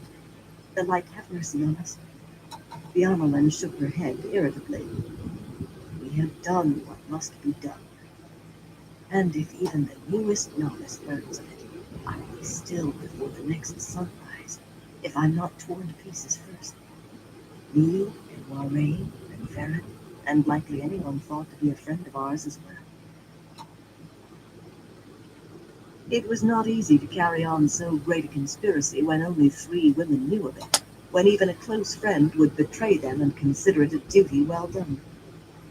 Right, but I wish I could be sure they would not be right to do it. At least he is safely in Moiraine's hands. She will guide him and do what must be done. What else have you to tell me, daughter? For answer, Varen placed the leather sack on the table and took out a curved gold horn with silver script inlaid around its flaring bell mouth. She laid the horn on the table, then looked to the Amelin with quiet expectation. Siouan did not have to be close enough to read the script to know what it said. Tiami Avin Moradin is signed a Vadin. The grave is no bar to my call. The Horn of Valair? She gasped. You brought that all the way here across hundreds of leagues with the hunters looking everywhere for it? Light, woman. It was to be left with Randall Thor. I know, Varen said calmly. But the hunters all expect to find the horn in some great adventure, not in a sack with 4 women escorting a sick youth. And it would do Rand no good. What do you mean? He is to fight Tom and Gaiden. The horn is to summon dead heroes from the grave to fight in the last battle. Has Moiraine once again made some new plan without consulting me? This is none of Moiraine's doing, Mother. We plan, but the wheel weaves the pattern as it wills. Rand was not first to sound the horn. Natrim Cawthon did that, and that now lies below, dying of his ties to the Shadar Logoth dagger, unless he can be healed here. Siouan shivered. Shadar Logoth, that dead city so tainted that even Trollocs feared to enter, and with reason.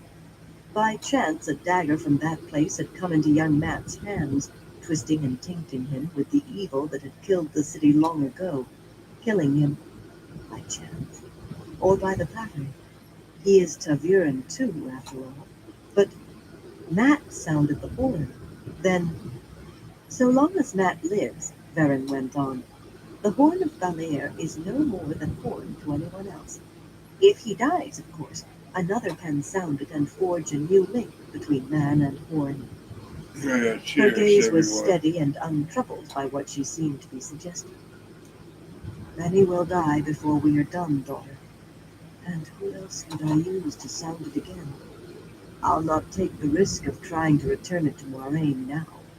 One of the Gaideen, perhaps. Perhaps. The pattern has yet to make his fate clear. Yes, Mother. And the horn? For the moment, the Amelin said finally. We will find some place to hide this where no one but we two know.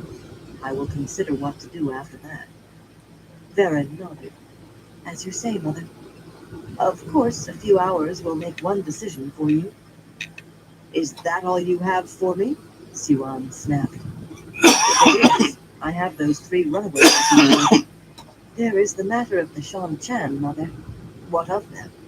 All my reports say they have fled back across the ocean, or to wherever they came from. It seems so, Mother, but I fear we may have to deal with them again. Varen pulled a small leather notebook from behind her belt and began leafing through it. They spoke of themselves as the Forerunners, or those who come before, and talked of the return and of reclaiming this land as theirs. I've taken notes on everything I heard of them, only from those who actually saw them, of course, or had dealings with them. Varen, you are worrying about a lionfish out in the Sea of Storms, while here and now the silver pike are chewing our nets to shreds. The brown sister continued. An apt metaphor, Mother, the lionfish. Once I saw a large shark that a lionfish had chased into the shallows, where it died. She tapped one page with a finger. Yes, this is the worst. Mother, the Shan Chan use the one power in battle. They use it as a weapon. Siwan clasped her hands tightly at her waist. The reports the pigeons had brought spoke of that, too. Most had only second-hand knowledge, but a few women wrote of seeing the power used as a weapon. Even dry ink on paper carried an edge of hysteria when they wrote of that. That is already causing us trouble, Yeah, Varen, one and will more cause here. more as the stories spread and grow with the spreading. But I can do nothing about that. I am told these people are gone, daughter. Do you have any evidence otherwise? Well, no, Mother, but until you do, let us deal with getting Hey, the Soy, silver how you pike out of doing? our nets before they start shooting holes in the boat, too. With reluctance, Varen closed the notebook and tucked it in her belt. As you say, Mother. If I might ask, what do you intend to do to Nynaeve and the other 2 girls? The Amerlin hesitated, considering. Before I am done with them, they will wish they could go down to the river and sell themselves for fish bait. It was the simple truth, but it could be taken in more than one way. Now, seat yourself, and tell me everything those 3 have said and done in the time they were with you. Everything. Chapter 13. Hell yeah. Punishments. Lying on her narrow bed, Egwene frowned up at the flickering shadows cast on the ceiling by her single lamp. She wished she could form some plan of action, or reason out what to expect next. Nothing came. The shadows had more pattern than her thoughts. She could hardly even make herself worry about Nat, yet the shame she felt at that was small, crushed by the walls around her. It was a stark, windowless room, like all those in the novel's story, small and square and with pegs on one wall for hanging her belongings, the bed built against a second, and a tiny shelf on a third, where in other days she had kept a few books borrowed from the tower library. A washstand and a 3-legged stool completed the furnishings. The floorboards were almost white from scrubbing. She had done that task on hands and knees every day she had lived there, in addition to her other I chores hope and everyone's lessons. doing good out there. Novices lived simply, whether they were innkeepers' daughters or the daughter heir of Andor. She wore the plain white dress of a novice again, even her belt and pouch were white, but she felt no joy at having rid herself of the hated gray. Her room had become too much of a prison cell. What Excuse do they me. mean to keep me here? In this room, like a cell, like a collar, and she glanced at the door. The dark accepted would still be standing guard on the other side, she knew, and rolled close to the white plastered wall. Just above the mattress was a small hole, almost invisible unless you knew where to look, drilled through into the next room by novices long ago. Egwene kept her place in a whisper. There was no answer. Are you asleep?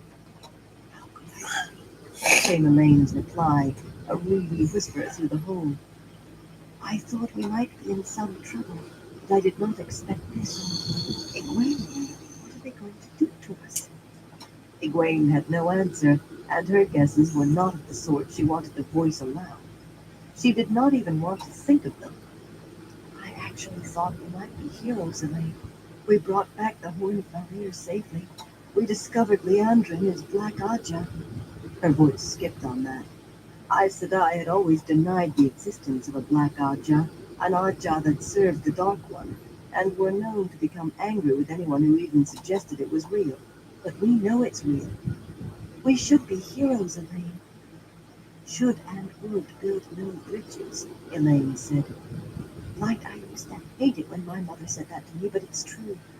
Theron said we mustn't speak of the Horn or Leandrin to anyone but her or the Amaryllis Sea.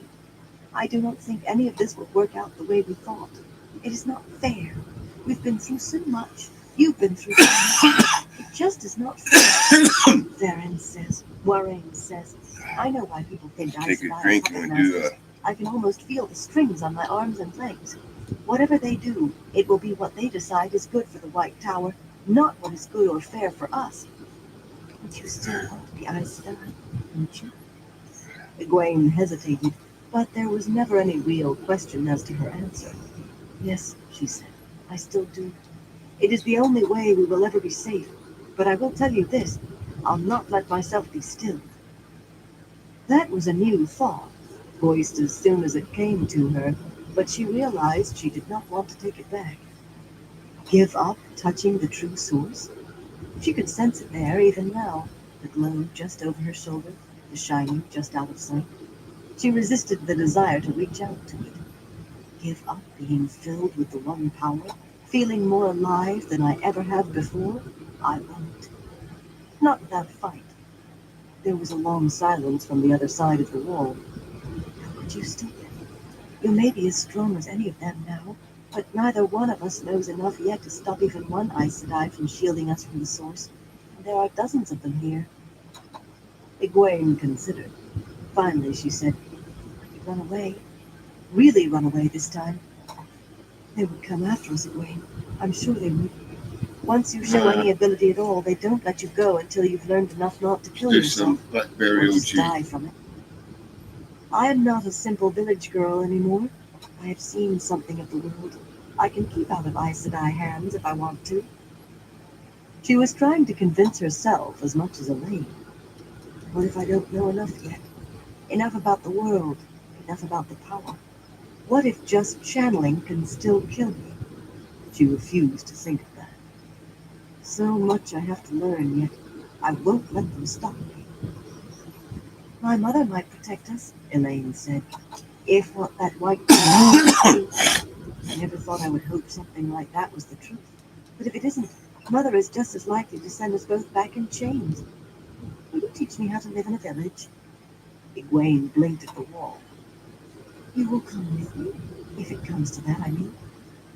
There was another long silence, then a faint whisper.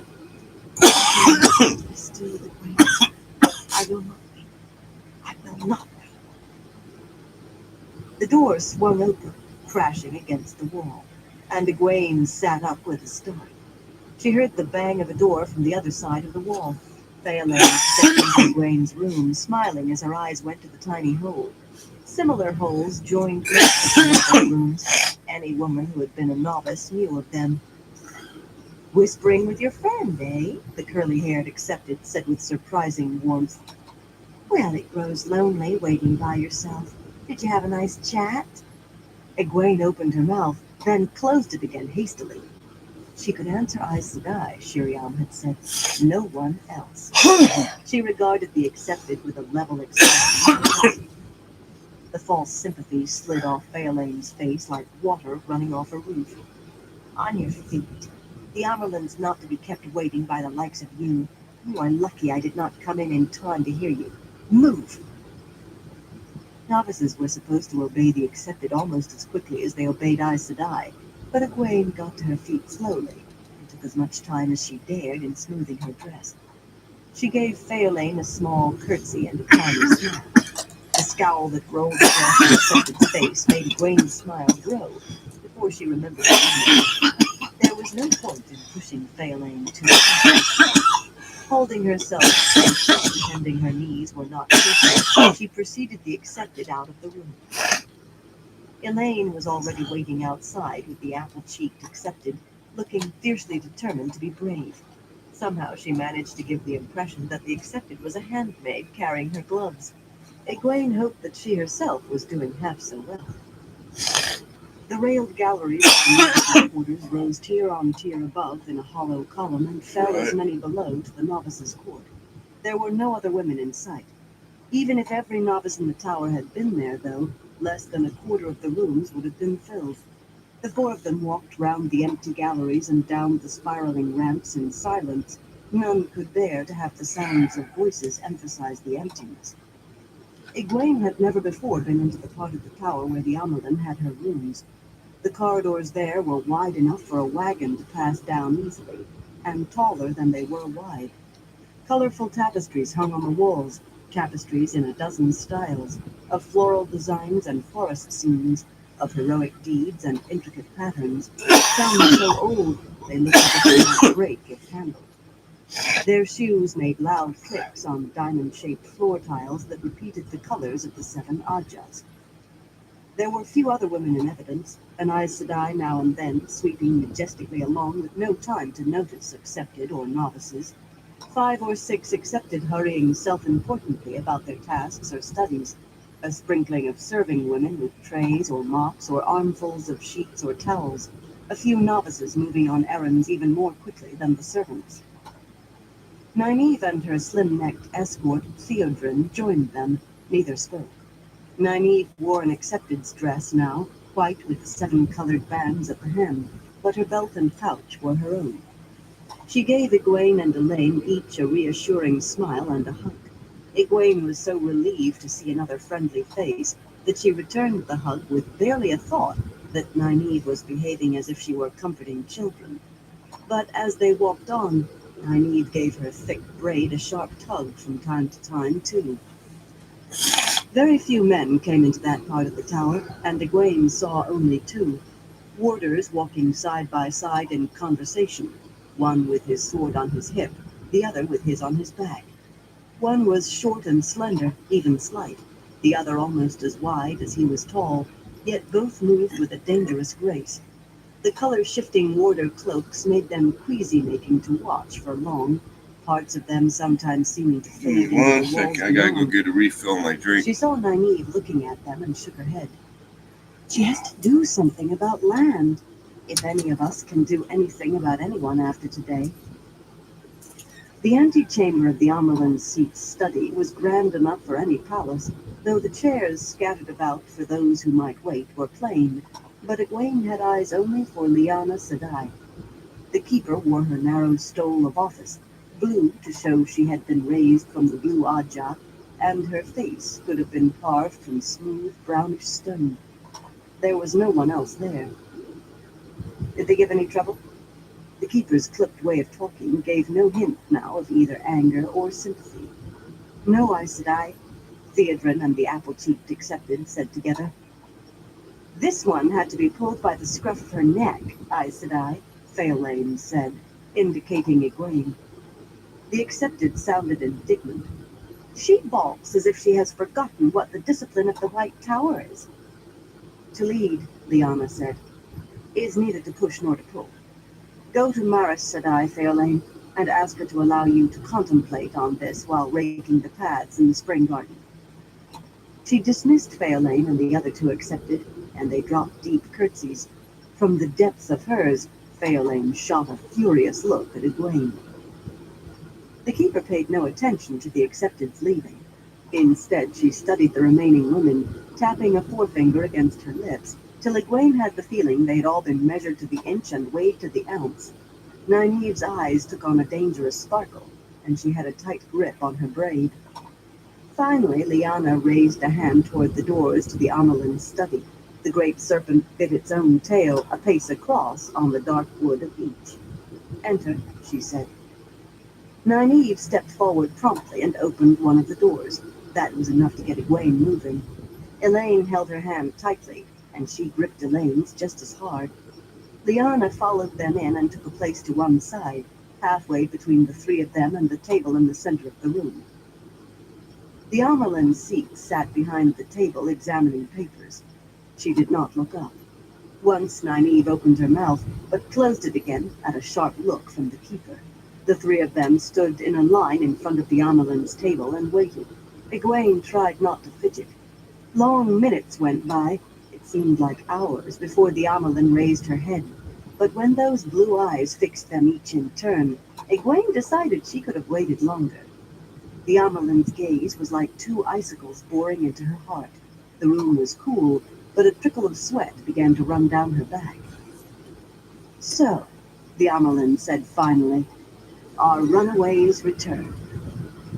"We did not run away, Mother." Nynaeve was obviously straining for calm, but her voice shook with emotion. Anger, Egwene knew.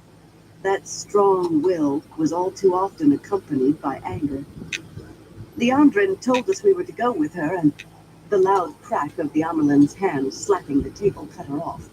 "Do not invoke Leandrin's name here, child," the Amerlin snapped. Lyanna watched them with a stern serenity. "Mother, Leandrin is Black Aja," Elaine burst out. "That is known, child. Suspected at least, and as good as known. Leandrin left the tower some months ago, and 12 other women went with her. None has been seen since. Before they left, they tried to break into the storeroom where the Angreal and Sangreal are kept, and did manage to enter that where the smaller Terangreal are stored. They stole a number of those, including several we do not know the use of." Nynaeve stared at the Amerlin in horror, and Elaine suddenly rubbed her arms as if she were Give me cold. 1 second. Egwene knew she was shivering too. Many times she had imagined returning to confront Leandrin and accuse her, to see her condemned to some punishment, except that she'd never managed to imagine any punishment strong enough to suit that dull-faced Aes Sedai's crimes. She had even pictured returning to find Leandrin already fled, in terror of her return, it was usually. But she had never imagined anything like this. If Leandrin and the others, she had not really wanted to believe there were others, had stolen those remnants of the Age of Legends, there was no telling what they could do with them. Thank the light they did not get any Sa'angreal, she thought. The other was bad enough. Sa'angreal were like Angreal, allowing an Aes Sedai to channel more of the power than she safely could unaided, but far more powerful than Angreal, and rare. Terangreal were something different, existing in greater numbers than either Angreal or Sa'angreal, though still not common.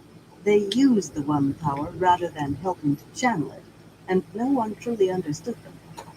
Many would work only for someone who could channel, needing the actual channeling of the power, while others did what they did for anyone. Where all the Angreal and Sa'angreal Egwene had ever heard of were small, Terangreal could seemingly be any size. Each had apparently been made for a specific purpose by those Aes Sedai of 3,000 years ago, to do a certain thing, and Aes Sedai since had died trying to learn what. Died, or had the ability to channel burned out of them. There were Sisters of the Brown Aja who had made Terangreal their life study. Some were in use, if likely not for the purposes they had been made. The stout white rod that the Accepted held while taking the 3 oaths on being raised to Aes Sedai was a Terangreal, binding them to the oaths as surely as if they had been bred in the bone. Another Terangreal was the site of a final test before a novice was raised to the Accepted. There were others, including many no one could make work at all, and many others that seemed to have no practical use. Why did they take things no one knows how to use, Egwene wondered. Or maybe the Black Aja does know. That possibility made her stomach churn. That might be as bad as Sangreal in dark-brown hands. "Thanks," the Amerlin went on in tones as cold as her eyes. "They were useless, I think.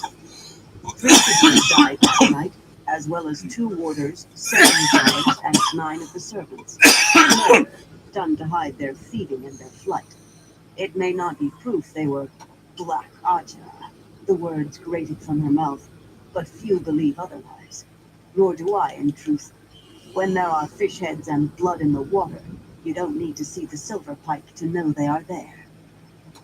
Then why are we being treated as criminals? Nynaeve demanded. We were tricked by a woman of the Black Aja. That should be enough to clear us of any wrongdoing. The Amelin barked a mirthless laugh. You think so? It may be your salvation that no one in the tower but Liana and I even suspects you had anything to do with Leandrin. If that were known, much less the little demonstration you put on for the White Cloaks, no need to look so surprised. Baron told me everything. If it were known you had gone off with Leandrin, the Hall might very well vote for stilling the three of you before you could take a breath. That is not fair, Nynaeve said. Liana stirred, but Nynaeve went on. It is not right. The Amelin stood up. That was all, but it cut Nynaeve short. Egwene thought she was wise to keep quiet. She had always believed Nynaeve was as strong-willed as anyone could be, until she met the woman wearing the striped stole. Please keep your temper, Nynaeve. We might as well be children, babes, facing our mother, and this mother can do far worse than beat us. It seemed to her a way out was being offered in what the Amelin had said, but she was not sure what way. Mother, forgive me for speaking, but what do you intend to do to us? Do to you, child? I intend to punish you and Elaine for leaving the tower without permission, and Nynaeve for leaving the city without permission. First, you will each be called to Shiriam Zadai's study, where I've told her to switch you till you wish you had a cushion to sit on for the next week. I have already had this announced to the novices and the accepted. Egwene blinked in surprise. Elaine gave an audible grunt, stiffened her back, and muttered something under her breath. Nynaeve was the only one who seemed to take it without shock. Punishment, whether extra labors or something else, was always between the mistress of novices and whoever was called to her. Those were usually novices, but included the accepted who stepped far enough beyond the bounds. Shiriam always keeps it between you and her, Egwene thought bleakly. She can't have told everyone, but better than being imprisoned, better than being stilled. The announcement is part of the punishment, of course, the Amelin went on, as if she had read Egwene's mind. I have also had it announced that you are all three assigned to the kitchens to work with the Scullions until further notice. And I have let it be whispered about that further notice might just mean the rest of your natural lives. Do I hear any objections to any of this? No, Mother, Egwene said quickly. Nynaeve would hate scrubbing pots even more than the other. It could be worse, Nynaeve. Light, it could be so much worse. Nynaeve's nostrils had flared, but she gave her head a tight shake. And you, Elaine, the Amelin said. The daughter heir of Andor is used to gentler treatment. I want to be Aes Sedai, Mother, Elaine said in a firm voice. The Amelin fingered a paper in front of her on the table and seemed to study it for a moment. When she raised her head, her smile was not at all pleasant. If any of you had been silly enough to answer otherwise, I had something to add to your tally that would have had you cursing your mother for ever letting your father steal that first kiss, letting yourselves be winkled out of the tower like thoughtless children. Even an infant would never have fallen into that trap. I will teach you to think before you act, or else I'll use you to chink cracks in the water gates. Egwene found herself offering silent thanks. A prickle ran over her skin as the Amelin continued. Now, as to what else I intend to do with you. It seems you have all increased your ability to channel remarkably since you left the tower. You have learned much, including some things, she added sharply, that I intend to see you unlearn. Nynaeve surprised Egwene by saying, I know we have done things we should not have, Mother. I assure you we will do our best to live as if we had taken the 3 oaths. The Amelin grunted. See that you do, she said dryly. If I could, I'd put the oath rod in your hands tonight, but as that is reserved for being raised to Aes Sedai, I must trust to your good sense, if you have any, to keep you whole. As it is, you, Egwene, and you, Elaine, are to be raised to the accepted. Elaine gasped, and Egwene stammered a shocked, Thank you, Mother.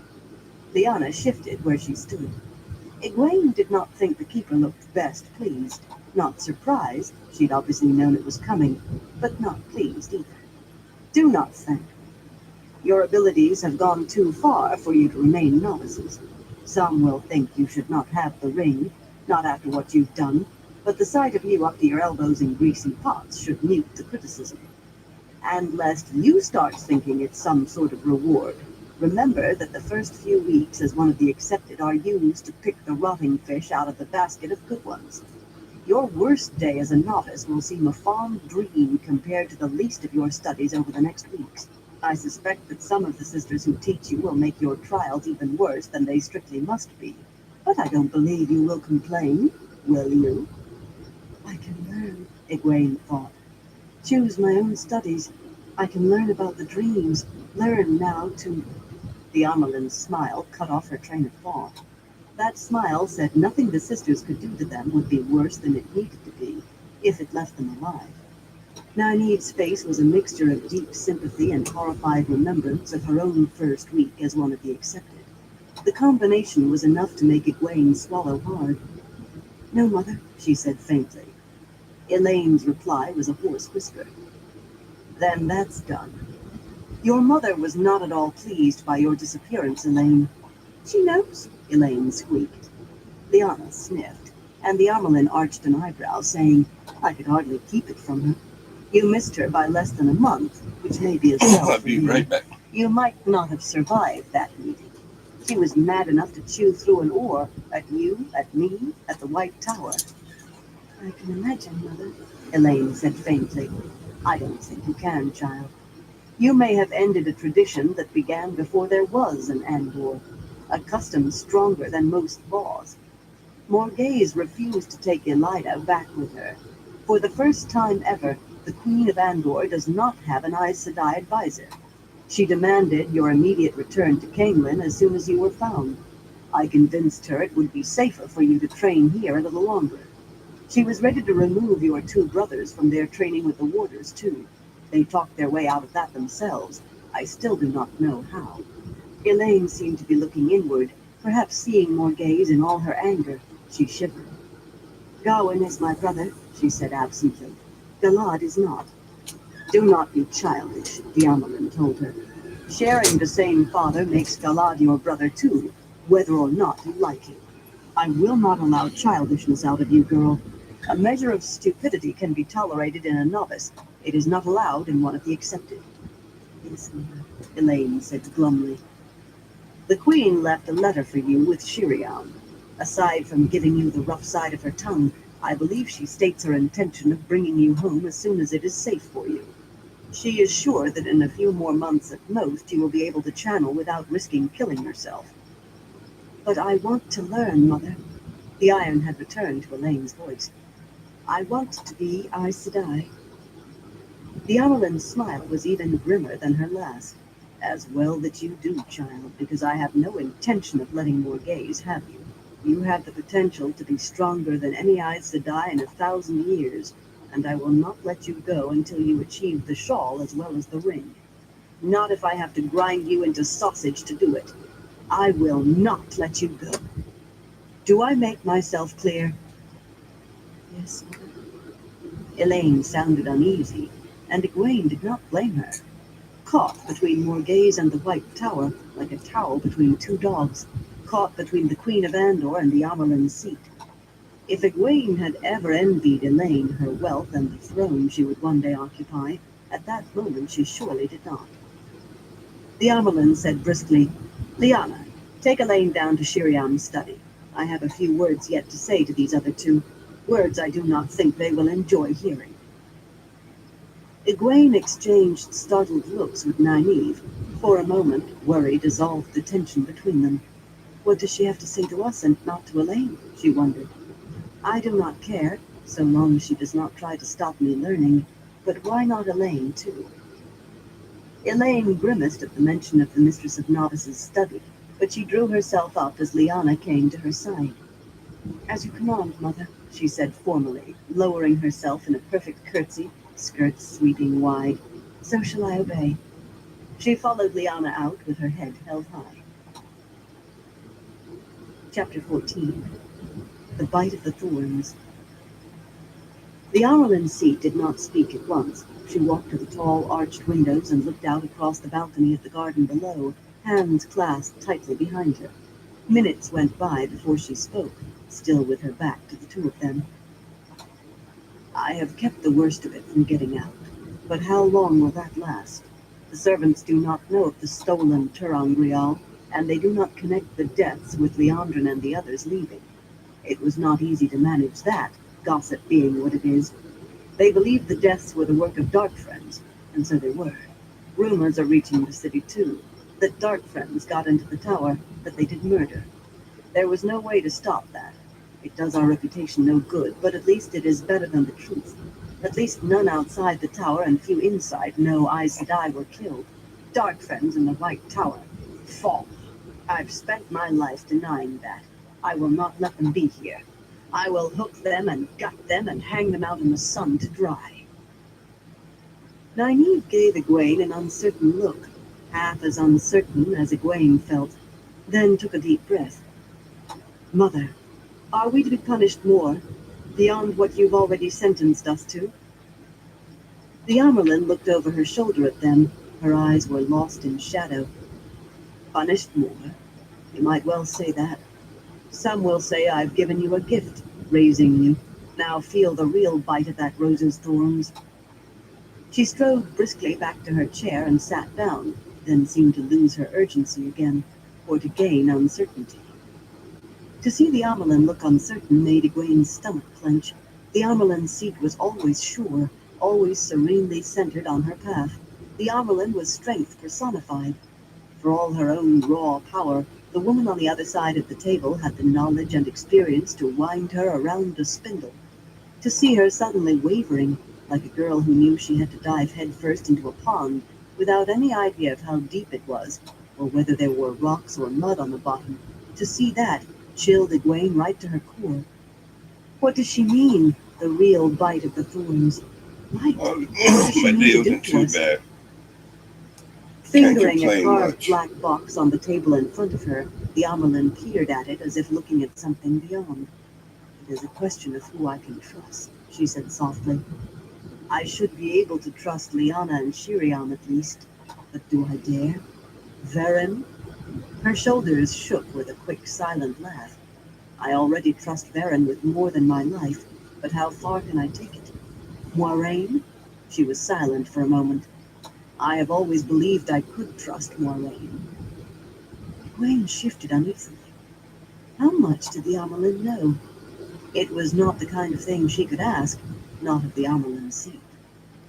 Do you know that a young man from my village, a man I used to think I'd marry one day, is the Dragon Reborn? Do you know 2 of your Aes Sedai are helping him? At least she was sure the Amerlin did not know she had dreamed of him last night, running from Moiraine. She thought she was sure. She kept Hell silent. yeah, so you have a good night What are you too. talking about? I Nynaeve definitely demanded. appreciate you The stopping Amerlin by. looked up at her, and she moderated her tone as she added, Forgive me, Mother, but are we to be punished more? I do not understand this talk of trust. If you want my opinion, Moiraine is not to be trusted. That is your opinion, is it? The Amerlin said. A year out of your village, and you think you know enough of the world to choose which Aes Sedai to trust and which not? A master sailor who's barely learned to hoist a sail. She did not mean anything, Mother, Egwene said, but she knew Nynaeve meant exactly what she had said. She shot a warning glance at Nynaeve. Nynaeve gave her braid a sharp tug, but she kept her mouth shut. Well, who is to say? The Amerlin mused. Trust is as slippery as a basket of eels sometimes. The point is, you 2 are what I have to work with. Thin reeds though you may be. Nynaeve's mouth tightened, though her voice stayed level. Thin reeds, Mother? The Amerlin went on as if she had not spoken. Leandrin tried to stuff you head first into a weir, and it may well be she left because she learned you were returning and could unmask her. So I have to believe you aren't Black Aja. I would rather eat scales and entrails, she muttered. But I suppose I'll have to get used to saying that name. Egwene gaped in shock. Black Aja? Us? Right. But Nynaeve barked. We certainly are not. How dare you say such a thing? How dare you even suggest it? If you doubt me, child, go ahead, the Amelin said in a hard voice. You may have an Aes Sedai's power sometimes, but you are not yet Aes Sedai, not by miles. Well, speak if you have more to say. I promise to leave you weeping for forgiveness. Thin reed? I'll break you like a reed. I've no patience left. Nynaeve's mouth worked. Finally, though, she gave herself a shake and drew a common breath. When she spoke, her voice still had an edge, but a small one. Forgive me, mother, but you should not. We would not do such a thing. With a compressed smile, the Amelin leaned back in her chair. So you can keep your temper when you want to. I had to know that. Egwene wondered how much of it had been a test. There was a tightness around the Amelin's eyes that suggested her patience might well be exhausted. I wish I could have found a way to raise you to the shawl, daughter. Varen says you are already as strong as any woman in the tower. The shawl? Nynaeve gasped. Aes Sedai? Me? The Amelin gestured slightly as if tossing something away, but she looked regretful to lose it. No point wishing for what can't be. I could hardly raise you to full sister and send you to scrub pots at the same time. And Varen also says you still cannot channel consciously unless you are furious. I was ready to sever you from the true source if you even looked like embracing Saidar. It's okay, Ozzy. It The won't be much final longer. tests for the shawl require you to channel while maintaining utter calm under pressure. Extreme pressure.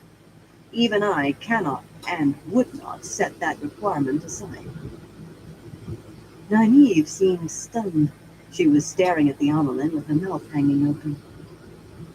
I don't understand, Mother, Egwene said after a moment. I suppose you don't at that. You are the only two in the tower I can be absolutely sure are not Black Ajah. The Amelin's mouth still twisted around those words. Leandrin and her 12 went, but did all of them go? Or did they leave some of their number behind like a stub in shallow water that you don't see till it puts a hole in your boat? It may be I'll not find that out until it is too late, but I will not let Leandrin and the others get away with what they did. Not the theft, and especially not the murders.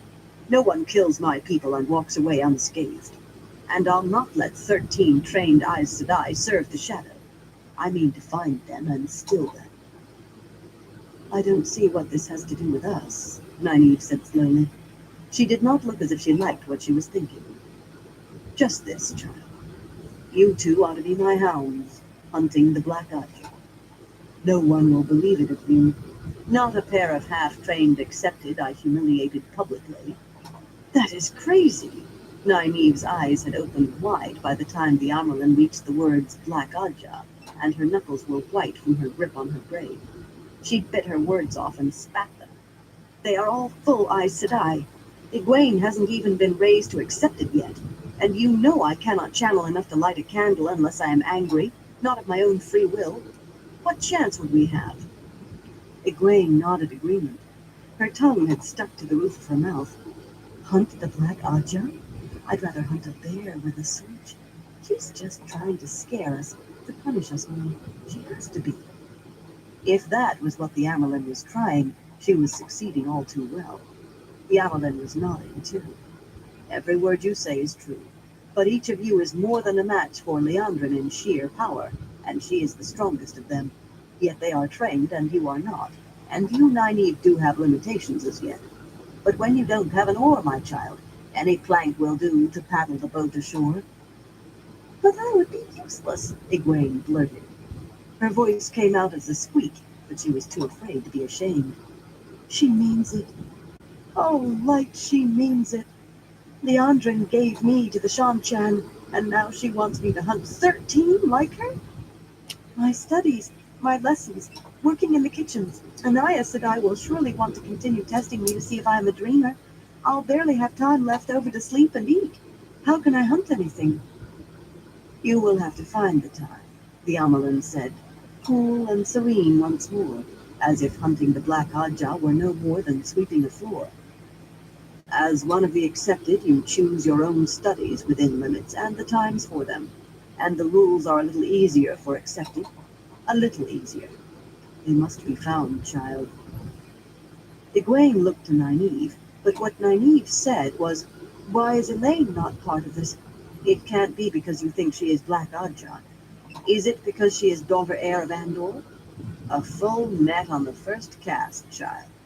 I would make her one of you if I could, but at the moment Morgaze gives me enough problems as it is. When I have her combed and curried and prodded back on the copper path, perhaps Elaine will join me. Perhaps then." "Then leave Egwene out too," Nynaeve said. "She is barely old enough to be a woman. I will do your hunting for you." Egwene made a sound of protest. "I am a woman." But the Amelin spoke before her. "I am not setting you out as bait, child. If I had 100 of you, I would still not be happy. But there are only you two, so two I will have." "Nynaeve," Egwene said, "I do not understand you. Do you mean you want to do this?" "It isn't that I want to," Nynaeve said wearily. "But I'd rather hunt them than sit wondering if the Aes Sedai teaching me is really a dark friend. And whatever they are up to, I do not want to wait until they're ready to find out what it is." The decision Egwene came to twisted her stomach. "Then I will do it too. I don't want to sit wondering and waiting any more than you do." Nynaeve opened her mouth, and Egwene felt a flash of anger. It was such a relief after fear. "And don't you dare say I'm too young again. At least I can channel when I want to, most of the time. I am not a little girl anymore, Nynaeve." Nynaeve stood there, jerking on her braid and not saying a word. Finally, Give me the one stiffness second. drained out of her. "You are not, are you? I had said myself you are a woman, but I suppose I did not really believe it inside. Girl, no, woman. Woman, I hope you realized you climbed into a pickling cauldron with me, and the fire may be lit." "I know it." Egwene was proud that her voice hardly shook at all. The Amelin smiled as if pleased, but there was something in her blue eyes that made Egwene suspect she had known what their decisions would be all along. For an instant she felt those puppeteer's strings on her arms and legs again. "Verin," the Amelin hesitated, then muttered half to herself, "If I must trust someone, it might as well be her. She knows as much as I already, and maybe more." Her voice strengthened. "Verin will give you all that is known of Leandrin and the others, and also a list of the Turangrial that were taken and what they will do. Those that we know. As for any of the Black Adja still in the tower, listen, watch, and be careful of your questions. Be like mice. If you have even a suspicion, report it to me. I will keep an eye on you myself. No one will think that strange, given what you're being punished for. You can make your reports when I look in on you. Remember, they have killed before. They could easily kill again." "That's all very well," Nynaeve said, "but we will still be accepted, and it is Aes Sedai we're after.